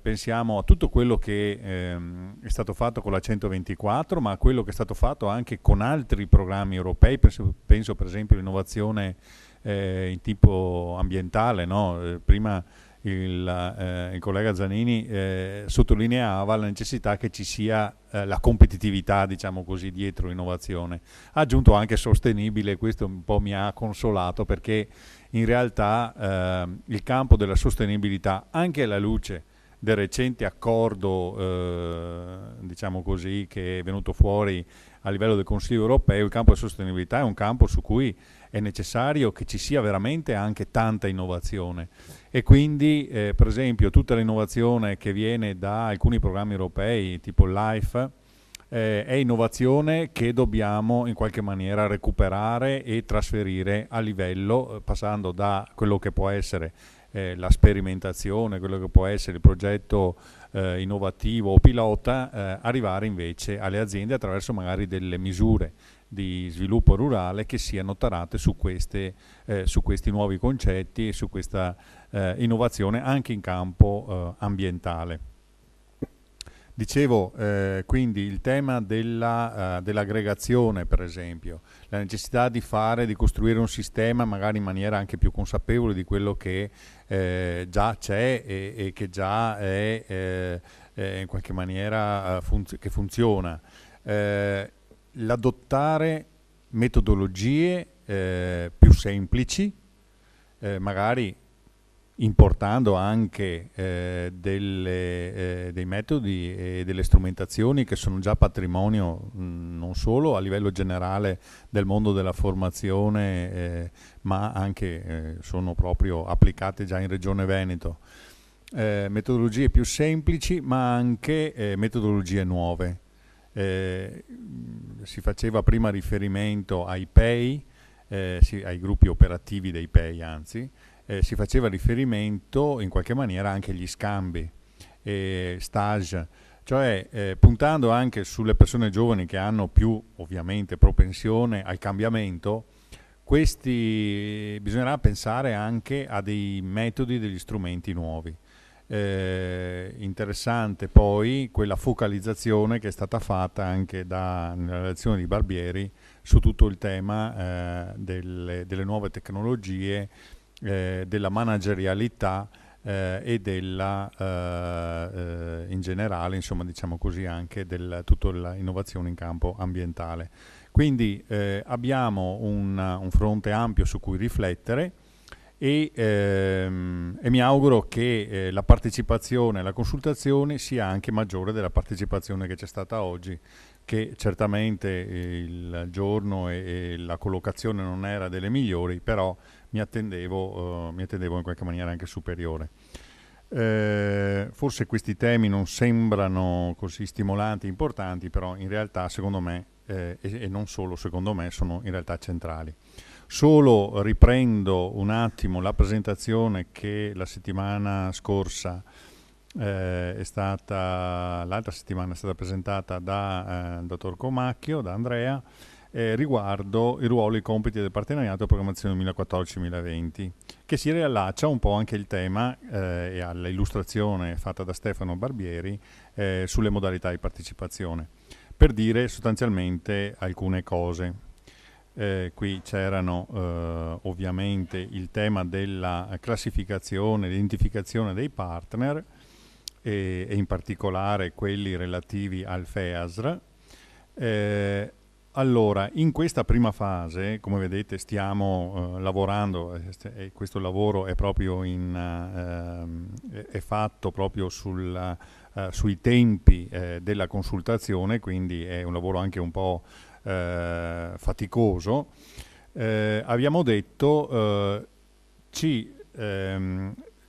il definire il campo dei partner è una delle questioni che dobbiamo fare con un atto deliberativo, perché non solo dobbiamo stabilire in maniera più trasparente i criteri con i quali definiamo questi partner, e quindi questa definizione può essere fatta solo dalla giunta regionale, ma in più ci serve anche proprio per avere un termine di confronto e stabilire regole anche della partecipazione. In questa prima fase la delibera non è ancora stata predisposta, ma contiamo assolutamente entro il mese di luglio di farlo, speriamo il più presto possibile. In questa prima fase apriremo la consultazione innanzitutto a quei soggetti che rientrano nelle specifiche non solo di questi riferimenti fondamentali, ma rientrano anche nelle specifiche dei contenuti della rappresentatività che vi erano stati presentati la volta scorsa.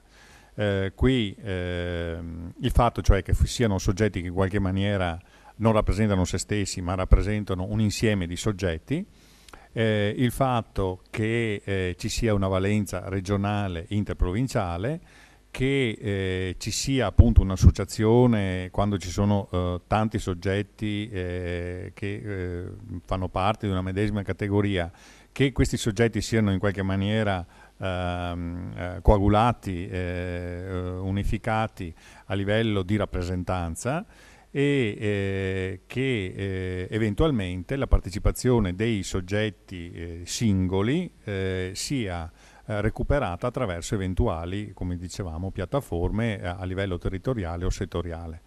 Ecco, allora applicheremo, questo lo dico proprio ai presenti, per significare poi alcune scelte che faremo nell'immediato, che potranno essere poi integrate, modificate e allargate sicuramente in una fase immediatamente successiva alla delibera, che andrà a definire il partenariato proprio come elenco positivo.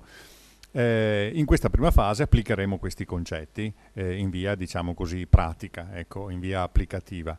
La consultazione,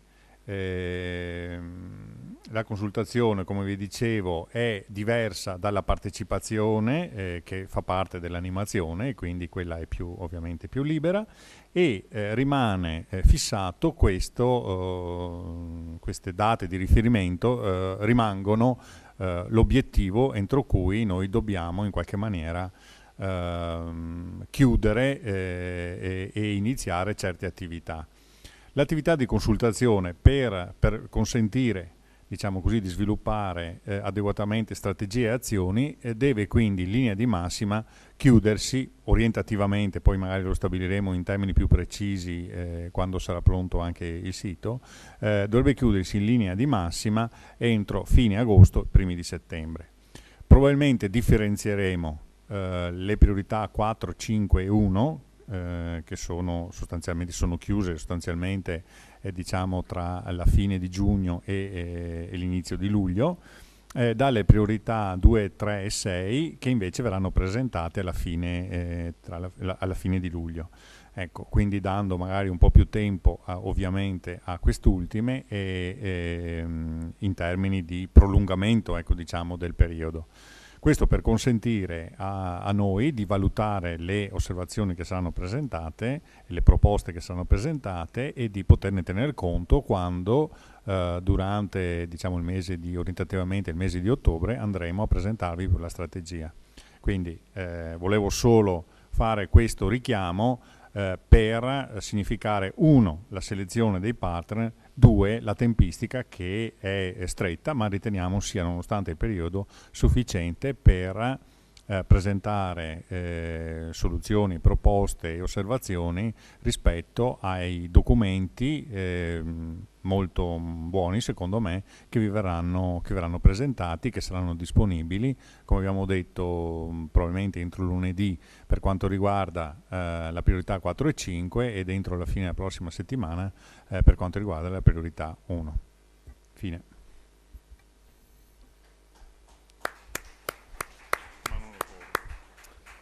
Beh, ovviamente con questo, al di là che non abbia sollevato qualche altra necessità di chiarimenti e osservazioni, consideriamo concluso l'incontro di oggi, che ricordiamo è seguito anche in streaming, che sta crescendo la partecipazione in streaming, quindi speriamo che compensi anche la parziale adesione alla giornata odierna. Appuntamento è per il prossimo 25 con orario mattutino, quindi priorità 2 e 3, quindi ci auguriamo che in quella situazione ci sia anche una partecipazione più adeguata. Buona serata a tutti e grazie.